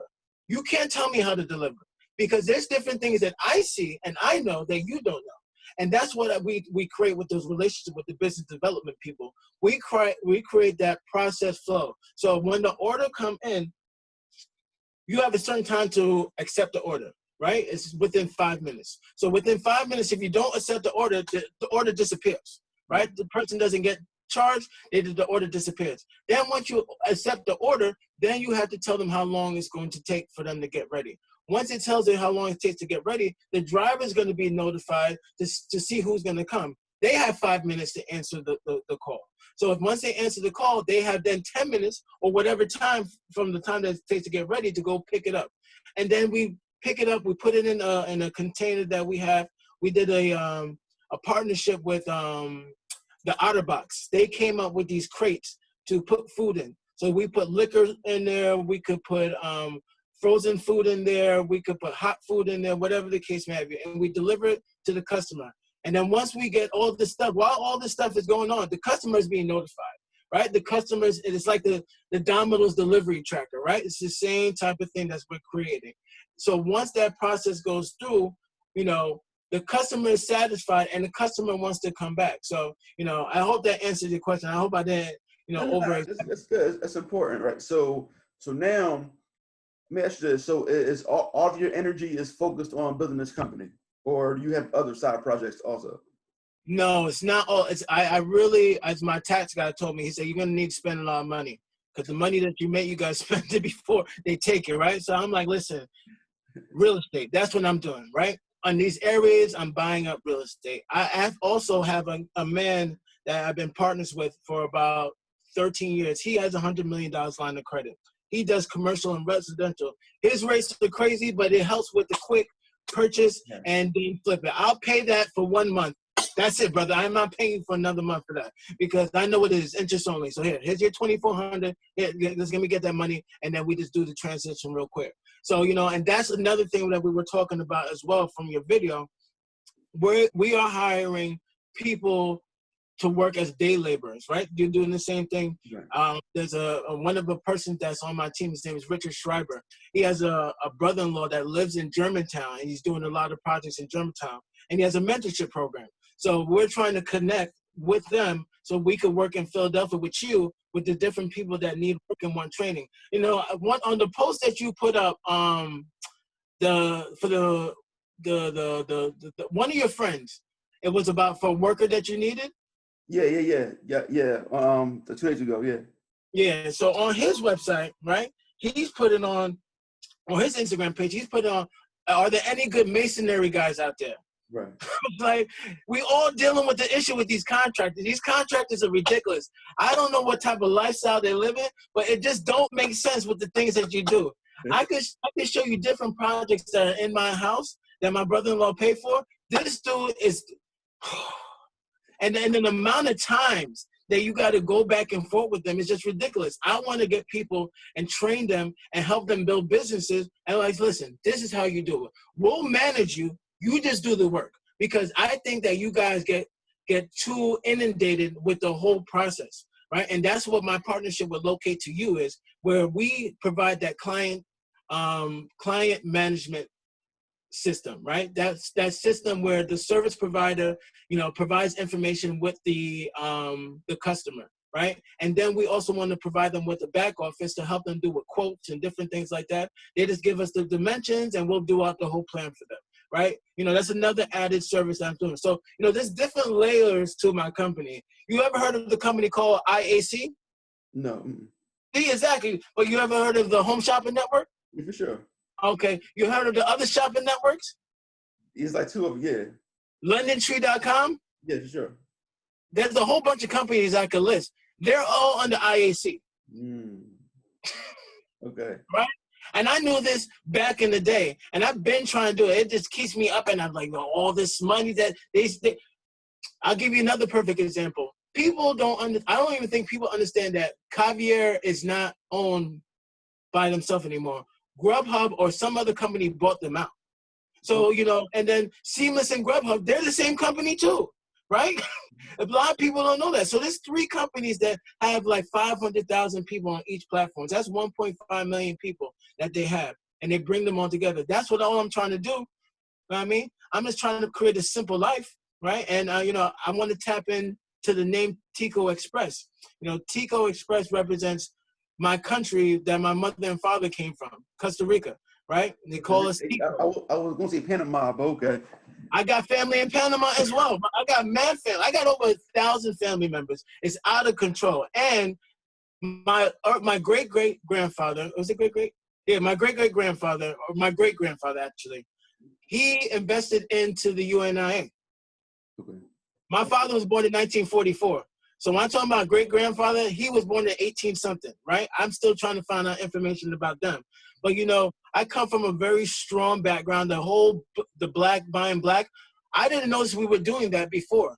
Like, we used to come all the way to Brooklyn just to go to Allen's Bakery, right? Or going to different Caribbean spots. There's a place called Nakisaki in Brooklyn. I know in Brooklyn, in Queens. And then they used to have a nightclub in Hempstead, right? And it was popping. All the Jamaican clubs all the Jamaican people, it was popping. So that's what we were doing. And I never really, I seen it previous in the black community, but it started being to a point where it's everybody for themselves now, right? And it's kind of crazy because now it's just creating this wartime mentality.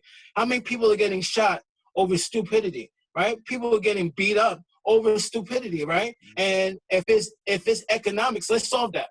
Right? Let's not just march about it. Let's solve that. Let's create a structured action plan to do the different things that need to be done. If there's a problem with government, as you said, Let's get the politicians. We're not buying them because we all own property. We're the property, you know. And when we're looking at real estate, you see a lot of things that you start to understand why BS happens, right? Because people are mad at the police, but they're not police. They're law enforcement officers, right? Let's keep that in mind. Law enforcement officers. Who makes the laws? Is it the police? No. That's why you can't find a politician that would talk bad about police. Your law is not going to go through. Right. Listen, you didn't want to give me this opportunity to talk about it right now, but I'm gonna talk about it for like two seconds. All right. Long Island, right? The epicenter, New York, where all this stuff, where, you know, the redlining, all this stuff, pretty much it was the melting pot. You know, I lived in Amityville, right? And when I lived in Amityville, I lived in an area where there was a black side and there was a white side, and if you could clearly see it. There's no deviation from it. And I moved from the black side to the white side, right? And I moved into a house built in 1902, right? Everybody was a little jealous of me and a little mad. I'm 23, mind you, 23, right? First house, 150 in the bank, right? Just out there chilling, right? Nobody knows how I did it. And I meet the neighbor, a white guy, right? Tell him who I am. It's all good.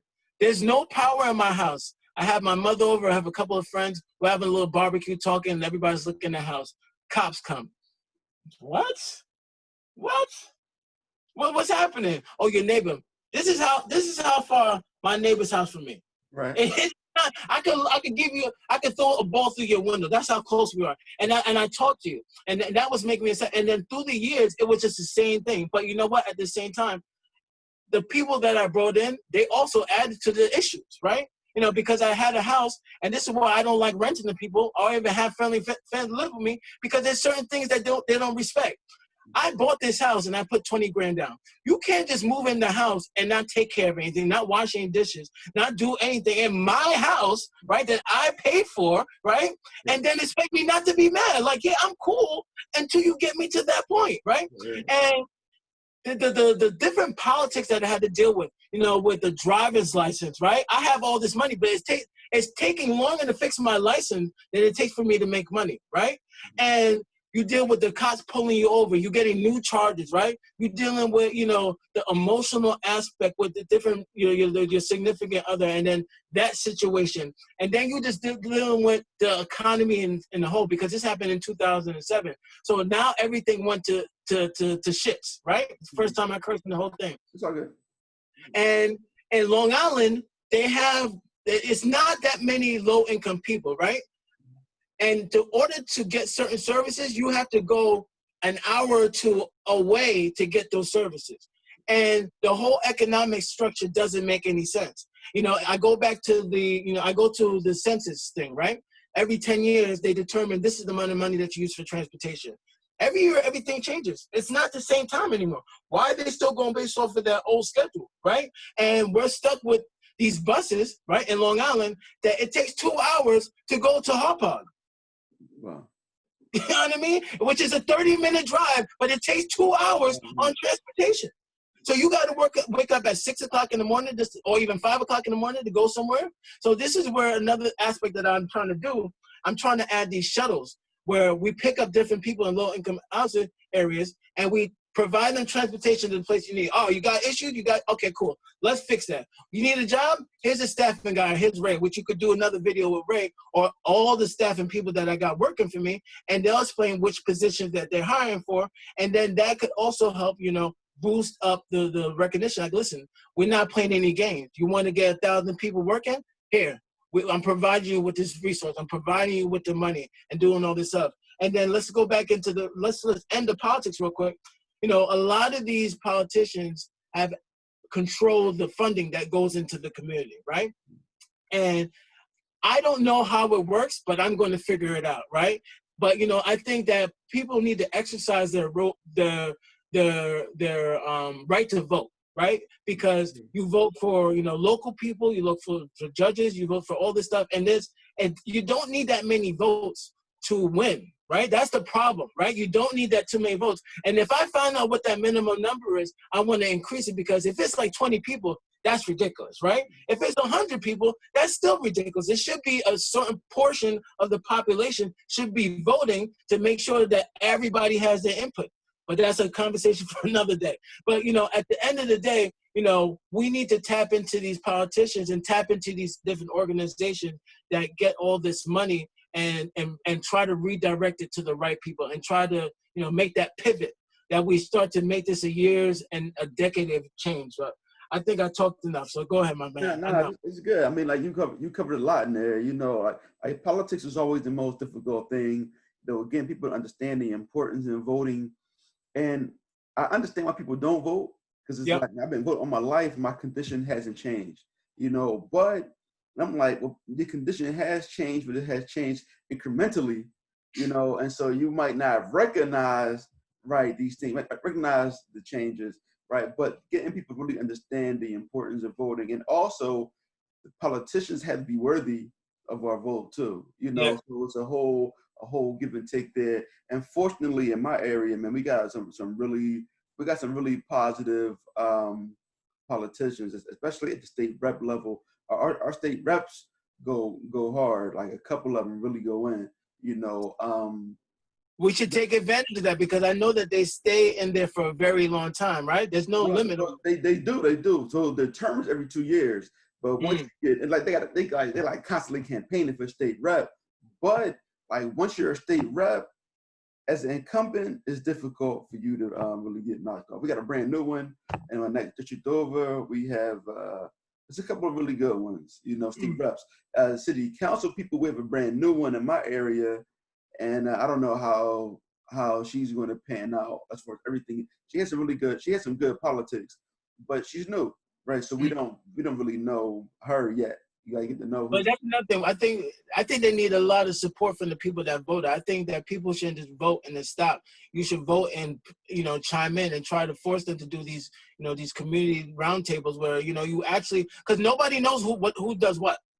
I'm pretty sure that person has a job description as well, right? And different responsibilities that they have to cover.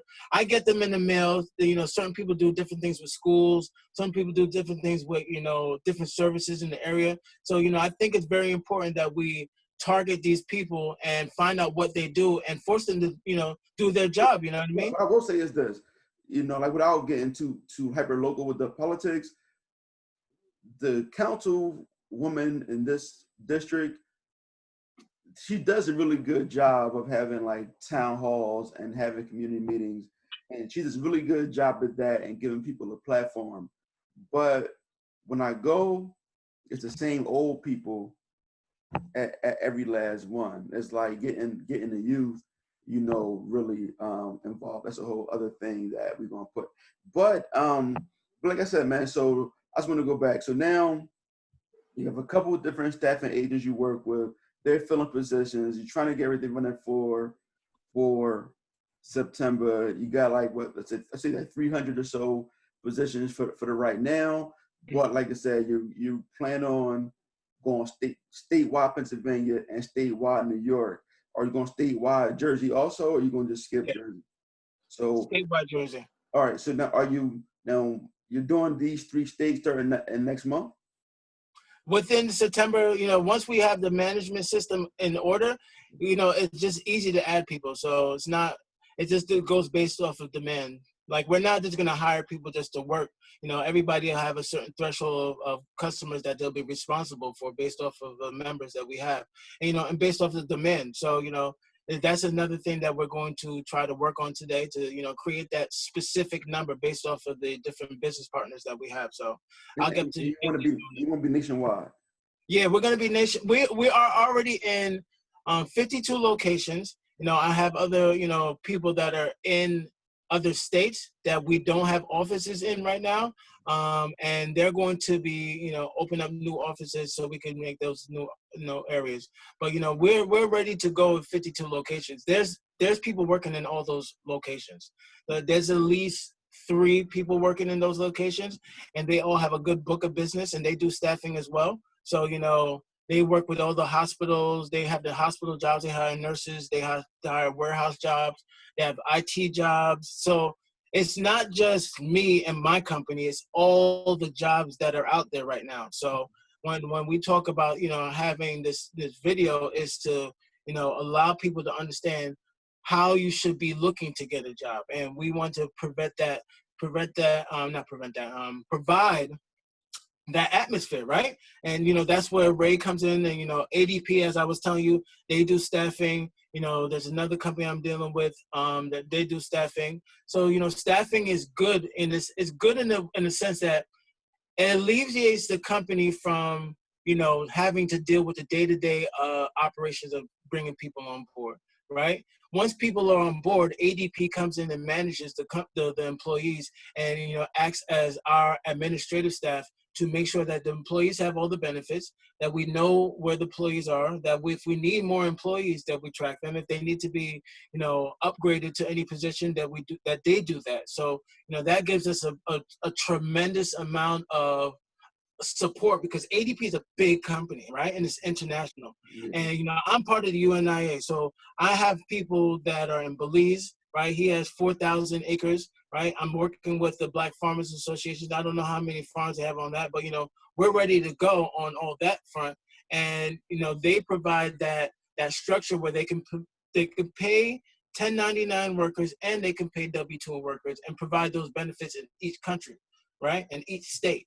So, that gives us that international appeal too. And then we're also working with this African company called African Dish Out. Damn, I don't know if I was supposed to say that yet, but anyway, you see the African scene, right? Right?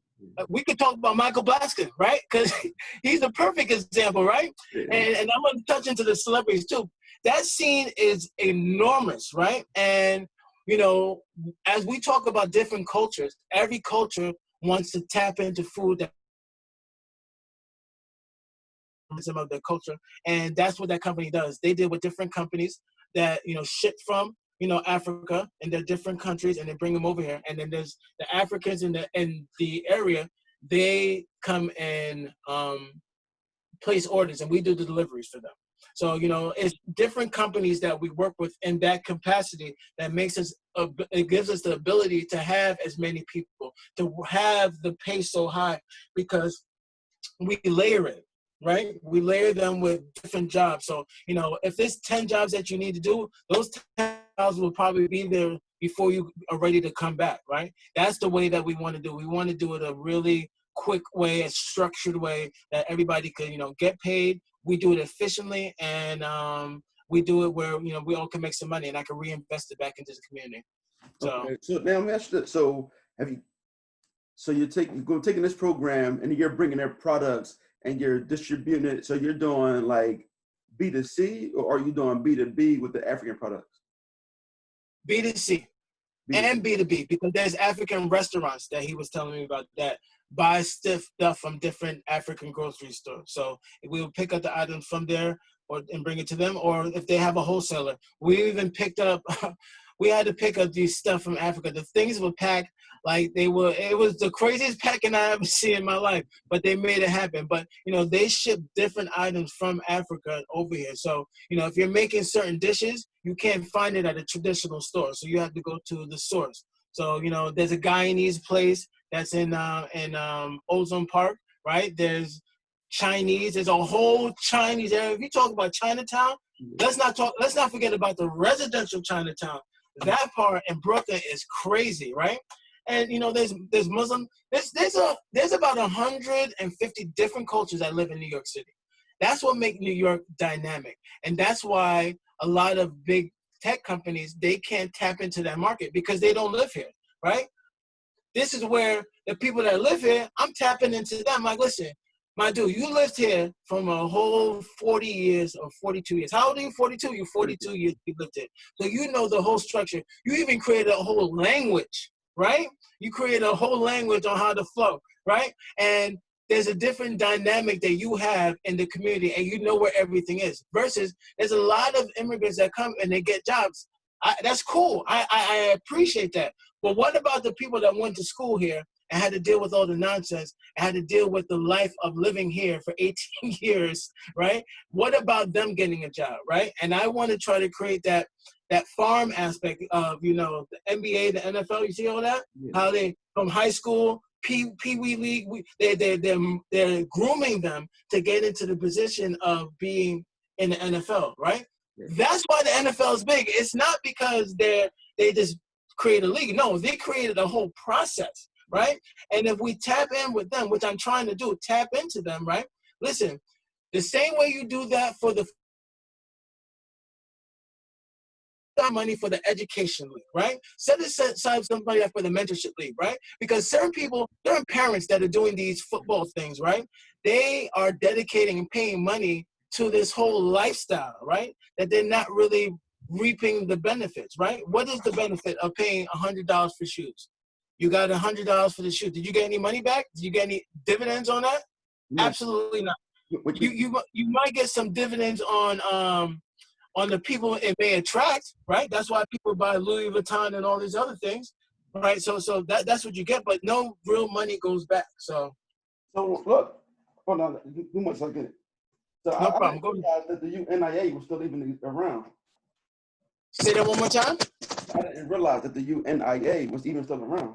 Yeah, I looked it up because I wanted to know. When I found out that my grandparents were part of it, I just immediately looked it up, and I looked it up, and I called the number, and I spoke right to the general president. So Wow, that's amazing.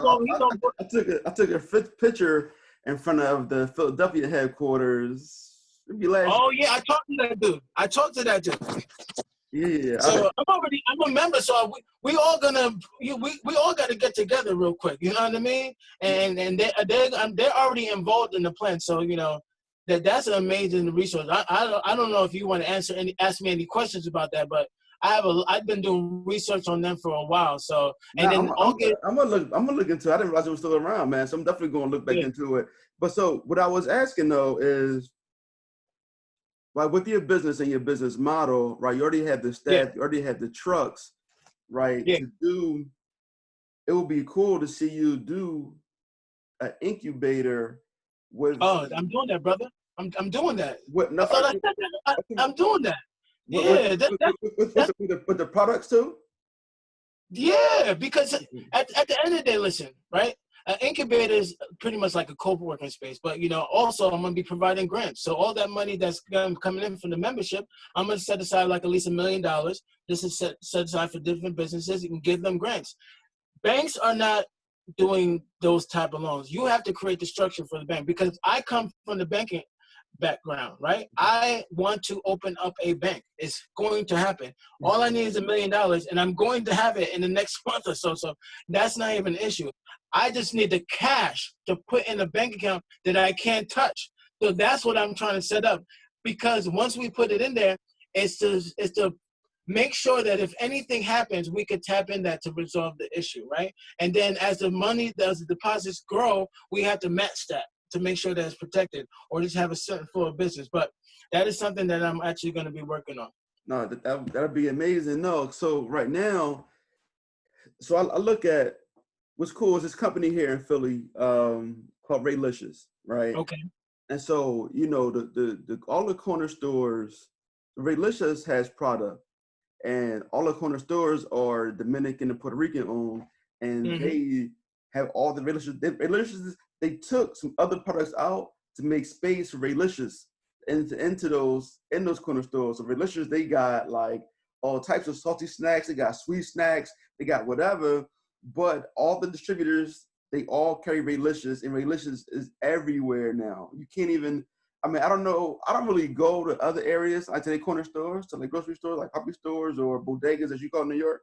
But so Raylicious, just for having that network of those bodegas, Raylicious brand has exploded, right? Yeah. So now, like I said, with you having no delivery, I know Rap Snacks, couple Rap Snacks guys in like down Tennessee, they're doing distribution. But the difference is their distribution Rap Snacks, they only have Rap Snacks, whereas these other companies delivering to the puppy stores, they have everything, but they all also carry Raylicious. It's not just one brand And I'm going to do the same thing. I'm going to do the same thing because like I told you before, we had this conversation about a year ago. I want to make a distribution center, right? And if we're talking about Lay's potato chips, it's nothing to go get some Lay's potato chips, right? If we're talking about different brands, it's nothing to get them because they're available. You could make an account with the company as long as you're a business. And if you need to go get the requirement, you get the requirement. But, you know, when we're talking about Raylicious, that's reflective to, you know, a lot of these Black-owned businesses. We want to provide that same support so they could be in the corner stores, right? It could be like the delis. The delis could evolve to something else, right? Because they don't really have to have all the snacks there. You know, it's a relationship that you create, but it doesn't have to be the way it is. Because I think it's cluttered, right? Me personally, I think it's cluttered. There's too much stuff in there. If they have if they have another building next door, or you know, they have a certain section where we can make like a warehouse, we can have like a couple of items that people buy right there. But you know, the other 50% of the orders that, you know, we do for deliveries, we'll have it in the back. You know, if they want to have, you know, a lot of people don't understand that corner stores are like the gateway, so you don't have to really go that far, right? If you need something to drink, if you need something this, if you want something to eat, it's right there. But, you know, the products that they have in there, and we push it, like the same thing what you say with Raylicious, if we push like a beauty section that they do, lotion, right? Lotion is something that everybody buys. The essentials that people need, and we get those essential companies and put them in their little section, just how Walmart, because I did stock, right? And I did stocking for Walmart. Not stocking for Walmart, Kmart. And I did stocking for Kohl's. So I understand the whole stocking process and how things are listed. But if we provide them with their own space, like Target is another example, that will give them the additional revenue. And all they have to do is just control the product. You know, it's like a bottle of water. Once you have this bottle of water, you could then package it up to make more of it. And then you can make more, and then somebody else will just control the distribution, which is what we're looking to do. Control the distribution. It's sort of like We Buy Black, right? But We Buy Black is only in Atlanta. And they're doing everything, but you can't even get them on the phone, right? So, you know, my thing is to have regional locations throughout the United States that, you know, serve as a hub. And then we use the trucking partnership that we have to pick up different loads and to bring it into the community, right? So we'll work with, you know, different manufacturers like Rap Snacks. You know, Masterpiece, you know, he's broadening his product line. I've seen the soup thing and the other things, and other people are doing the same thing. I think that, you know, if we include the delivery service into what they do, it just makes sense. I was talking to a guy that does shirts. He was on Shark Tank. I think it's called Bomba Shirts. He was just on a couple of months ago. And, you know, he was talking about, you know, how, you know, you could get an order from Gap and it goes through UPS and it goes through this whole long process. But they have items in the store. You can't ever get the items in the store the same day. If you add that service, that's how you add value. So, you know, we're going to be doing that same thing as well. So, you know. No, listen, you've got a lot. I mean, this conversation, we could cover like a broad base. Like we could really. I got a team, bro. I got a team. I'm not trying to do this by myself because the things that are in my mind, I need to give it to somebody so they could do it. Right. Listen, I talk to my man Jimmy all the time about this. You gotta have a team. Yeah. So my team is strong right now, man. You know, and I'm glad to bring you upon my team, you know, and provide, you know, resources and provide, you know, some money into the community and you know, and do anything. And I know we've been on here for a while and I got to get ready for this meeting. Sure. Do you want to close it out by saying anything or asking me any questions, like top 5 or top 2 questions?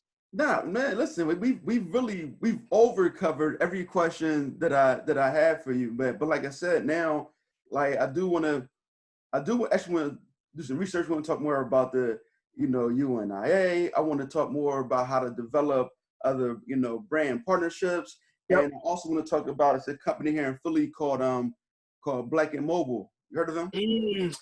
Yo, tell him to answer his phone. That's what he needs to. Tell him stop being Hollywood, bro. I know you got the blue check, but you stop being Hollywood. I've been doing this longer than you've been alive, bro. I'm here to help you. I'm not here to fight with you.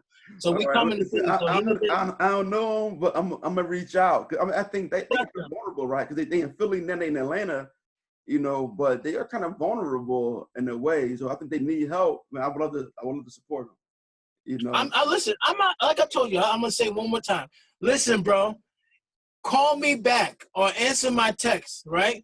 Because we want to help you. You already on the platform that we work with. So it's easy. If we see the glitches, but at the same time, we have the team to help you, bro. It's not even an issue, you know. The money is here to help you. Reach out to Black and Mobile. You know, we're gonna get them to link up with Tico Express in some way from a fashion. We're gonna make the connection work and everybody get money together, man.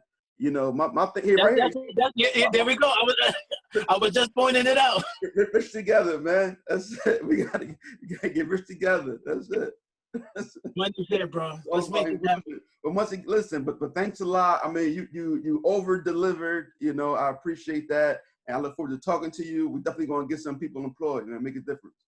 Definitely, man. I appreciate the time.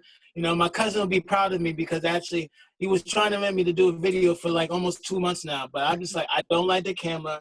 I don't like answering my questions, and I don't even like looking at myself. You understand? I'm not looking at myself. I'm looking at you. I'm covering the camera, so I'll be surprised on how everything looks. But you know, at the end of the day, I appreciate the opportunity. You know, I know you got a lot of people following you. You know, I hope they take heed and listen, you know what I mean?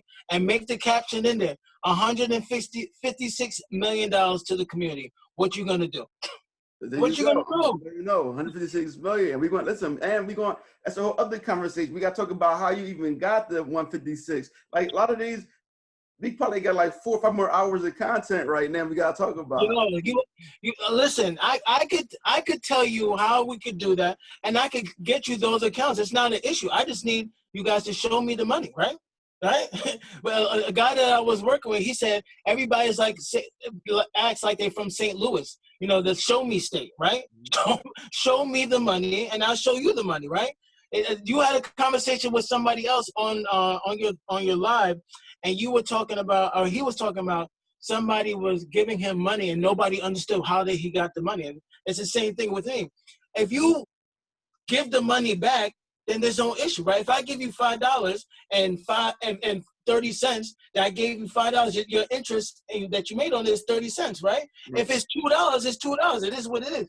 But as long as you have that respect that I'm giving you money and I'm gonna charge you for that money, and you're gonna make $3, but you didn't have to put no money in. Come on, bro. It just makes sense, right? So, you know, at the end of the day, I want to educate. We could do this all day. I got plenty of shirts and ties, you know what I mean? I got plenty of things to do. I got plenty of things to talk about. This right here, this is my son's brand right here, Trust Fund Kid. That's my son's brand. Ooh. So we did this because we want to change the face of what a Trust Fund Kid look like. So we put Get me started.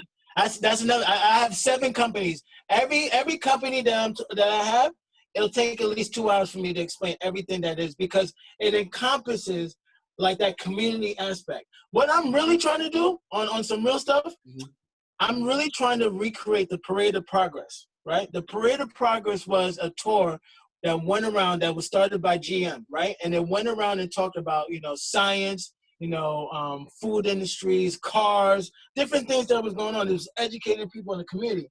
But if you look at all the pictures, you see a lot of blanquitos in those pictures, right? While this stuff happened in the 30s, you know, people were secluded in different areas, and it was a certain social network that you had to be a part of to know that these things were going on.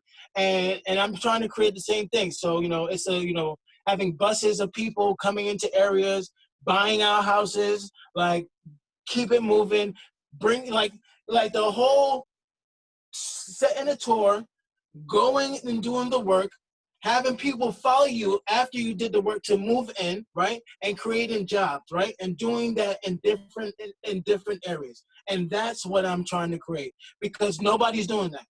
No. Who's doing it? Nobody's doing it. The government's not doing it. That we only spent 5 minutes on politics, because I know we all would get pissed off if we spend more than 5 minutes on politics.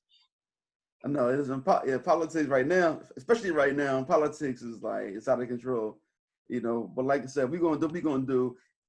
Keep cats out of jail, have them get money, participate in the process, grow a business, and get their family better. And listen, I say this all the time, man. in the hood, right? If we reduce gun violence by 30%, it's not all of it. We don't have to decrease all the gun violence. We want to be zero, right? If we increase by 30%, then the neighborhood doesn't become such a bad place to live anymore. You know, people. Listen, I can tell you stories. I could tell you. So you heard about somebody getting killed in Brooklyn for a quarter, or some. Yeah, I could bring up the ad because I never forgot it. Right? I could bring up the article, and then stepping on people's shoes. It's stupid, ridiculous. Right. And that makes people want to move. That's what made my family move out in the '80s. And we're talking about Brooklyn in the '80s. That's true. A whole other animal. Oh my man. I mean, it's like, we got so much mental illness and depression and substance abuse. But my man Corey, he got a podcast about a hood you should follow. He put up a meme he made with one of his quotes. It said, "Every problem you think is a social problem is actually economic." Yep. Exactly. So all these social problems can be solved with economics.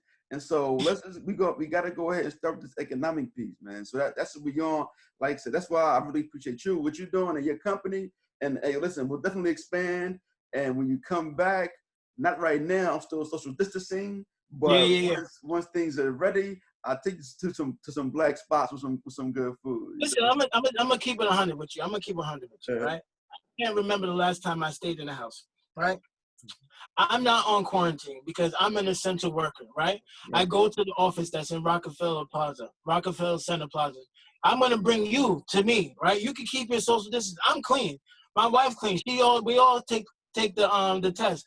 We got A+ credit, right? A+ credit, A+ insurance. So I'm safe. But I'm coming there soon to purchase these properties because this is reflective of 2007, right? Everybody's don't got no money. Perfect. Stay at home. Don't worry about it. I'll clean it up. I'll bring the team up. We'll seclude them, I want to deal with a lot of people that are single, right? A lot of people that are like younger, they could go away and do different things that, they get with their parents' permission and put them to work. That's why I'm talking about those buses, right? Putting people to work and fixing. So the pandemic may be here, but it's not even August yet. Like August is coming Monday, right? So I have an autoimmune disease. I need to keep my distance. Okay, no problem, brother. I need to keep my distance, So and another thing we got to talk about the transition to electric vehicles. We got all this stuff, man. Like I know a lot of companies are doing like the last mile vehicles that's coming up. I think I talk about that. Yeah, we gotta do it again. We might schedule another one soon, man. So there's a whole. I'm part of the Home Delivery Expo. That's actually in Philadelphia. They have it every year downtown, and the amount of stuff that they're doing, it's just like you can't sleep at night because it's just too much stuff. But at the end of the day, what you have to realize with delivery, it's not new. It's not new. Yeah. They're taking advantage of technology to recreate it. Yeah, they're looking to take the technology and take advantage of the situation right now. So, there's a lot of things that's happening with the robots with Amazon. They're doing the drone thing. The robot thing works probably for apartment buildings. I don't see that thing working in like a neighborhood. It just doesn't make any sense. Where is it coming from? Right. Everywhere have sidewalks, so I think it'll be tailored to a certain community, a certain class. But you saw they just so this is about to go even long, right? So let's real quick. So they bought the self-driving technology from the Ugandan woman. Oh wow! She created a autonomous vehicle technology, and they bought it. They give her a bill. They gave her a cool $1 billion for that from Uganda. All right, they gave her a cool bill, for that technology. I was talking to my man. He was like, "Yo, what if Amazon buys Uber?" Nah, stop it. It's too much. It's antitrust. Come on, bro. They can't have everything. They can't have everything. I'm tired of hearing their names. I would love to work for them. Don't get me wrong. I think that we got the Amazon stick down here, right? We got Amazon Alexa in the house. We got all that. I understand. I appreciate the product. But don't stop trying to make them bigger. Stop. No, And I'm not. let's not let them have in my territory. Keep them out of my territory. We were just talking in general. Like, okay, so Amazon bought that autonomous vehicle technology. Yeah. Right? They don't need to start up another delivery service. They could easily acquire one when we feel it, right? And then, with the electronic vehicles, I don't know, man. I think Amazon might be going for the kill. It might be going for the kill, and I don't. Go ahead. Keep on talking. I'm listening. I don't want to interrupt you. I know what I'm going to say. Go ahead. No, but I was just saying the only reason it might take a longer time is just because Congress is old, right? And I think the average age is like 70. They don't understand technology. You know what I'm saying? And so, yesterday, the other day, interviewing, you could tell them know what they're talking about. When you're talking to with who was it? The Facebook dude? It was Facebook, it was Apple, it was Amazon. They don't know nothing. For the jugular. Oh snap! I didn't know they were still doing that. I thought they were just talking about it. It was all there, in front of Congress being grilled, and you could tell the congressmen and senators, they don't know nothing. They have no idea how technology works. They can't stop it. Between blockchain and technology, they're losing. They're losing. Blockchain itself, they're losing the monetary policy to Bitcoin, right? They can't control the money no more, right? They're losing, and because you're going deep, brother. It's real deep, right? And because the average age is 70, they just don't. Donald Trump doesn't even use email, bro. Come on, man, that person doesn't even use email. The dude that's on my team, right? Mm-hmm. He does not believe in emails. He does not believe in a cell phone, right? And he is 80-something years old. Right. And everything with him, like the meeting I'm having at 2:00, I wouldn't even invite him because he's going to be confused. And he's not going to be part because he wants to do things his way. And that's another thing with older people. They like doing things their way. And that's what we called up. Change is hard, like I said, but the point is, so now if we had a younger Congress, like a younger senators, then autonomous vehicle legislation will be way further ahead than where it is right now. If we had imagine if Andrew Yang, right, won a nomination, it's getting younger, but still, the technology. I think the problem with the presidency and different things like that and different leadership, you still got to work with other people. Right, and you're very keen to that. So if you got a new person in your city council, right, in your area, but there's older ones in the other area, but they all have to work together to get different things passed. So even it has to be a majority of new people. It can't be a minority of new people. So I agree with you on that. But the only way that's going to happen is if you teach the youth or teach the people that are in that age. There's younger people that are 20, 23 right now, and they probably have a great idea and they have great guidance. If you put them in a position, which a lot of things is about just being in the right position, they could be somebody that could implement change. And that's what I want to try to create. And I'll be proud of people that are part of the things that we do that make that step to make change, right? And that's a lot of things that I'm seeing right now in 2020. I'm not really mad about Corona, right? Corona is like, I don't want to be biblical, but it's just like one of those the plagues, right? It's a plague that happened, and it's happening, and this is when you reset, right? You reset, you get things focused, and you try to fix the issues that you never had time to fix. Right. And I think it's a perfect time for what I'm doing right now, and not only a delivery service, but I think it's a perfect time for the Black community because, there's a lot of bullshit happening. It's been going on for years. Right. I was on to it like in the 2000s, but I didn't know. But we got to learn to work together, fix things, and I want to provide that money. So I hope this video goes far. I'm gonna post it. It gotta go viral. I gotta bring it like in 2-3 parts, man. People gonna see 2. Wow, I was thinking like, nah, I'm not watching that. I'm not watching that. I'll break it down into 15-minute minutes. You know what I mean? They won't see it coming. I'm gonna put the whole thing up, but I'm also gonna break it down to like 12, 15-minute segments, right? So that way they can watch each segment. They gotta because they can see the length and like pass. I'm not watching that, man. But last like officially last question though, which you're about to buy a lot of vehicles, right? Are you preparing to move into that e-vehicle space? I would prepare into it, but you know that process, you have to work with certain companies or you have to develop your own products. So the companies that I've been working on were electric bikes and electric scooters, Okay. right? Because those are the things that we will use for the neighborhood and the city deliveries. As far as the electric vehicles, you know, each brand, I believe, have their own electric vehicle or a high efficient vehicle that, you know, we can use that can, you know, be efficient and, you know, at the same time save us some money. And we're working with Enterprise Fleet to do that. So they provide all the vehicles, no matter what model, you know, from a hatchback to we'll probably work on getting a Tesla, you know what I mean, just for show. You know, and that's another thing, you know, when we talk about vehicles, like, I feel that people waste money on vehicles that I could just let you hold. Like, here, hold that, right? You're part of the team.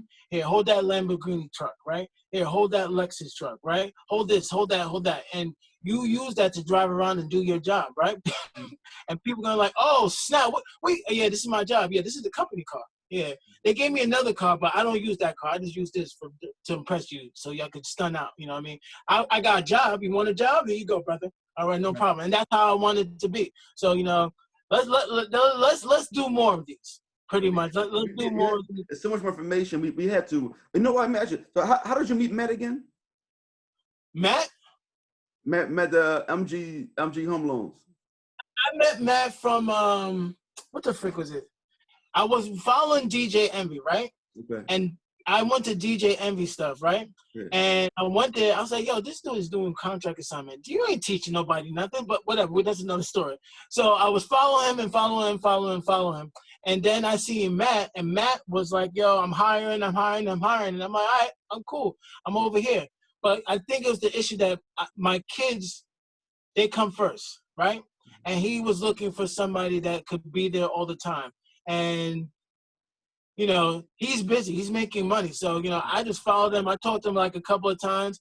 But, you know, he's doing his thing. You know, I mean, you honoring him and stuff. You know, he reminds me of, well, the reason why I clicked with Matt, because we were in the mortgage industry at the same time.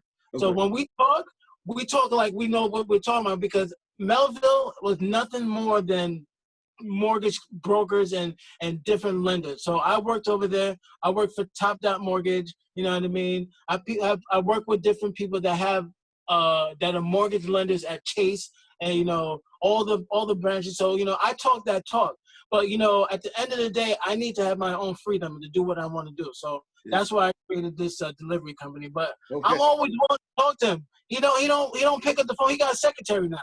Nah, he don't. Listen. Fortunately, he still answers my text, man. So I get text. If I call him, he can pick up. If I text him, he respond back. You know what I'm saying? I'm glad I'm not the only one that shoot. That makes me feel better. He crazy busy. But listen, I love what Envy and Caesar are doing. Like people with no knowledge, I think is great. If you're in the business, it's not a lot. But for people that have nothing, they're doing for $100, you get a whole day of the training guidance. I think that's a good thing. But he's making bread though. Matt is a different animal, man. You know, I've been knowing Matt since 96, 97. Wow. We went to college together. You know? Oh, y'all went to college together. What college did you go to? North Carolina Central University. Durham. Ooh. Yeah. Black college life, you know. So I met Matt down there. So it's been that. So I like what he's doing. But he's got super busy. And he hiring too, man. We got to get his requirements. Listen, let me tell you something about, I can't wait to get back into the mortgage industry because I feel like it's just chill, right? It's chill. You can do whatever you want. But let's wrap this up because I know. All right, we get it. All right, listen, good talking to you, man. Appreciate you. Yeah, brother.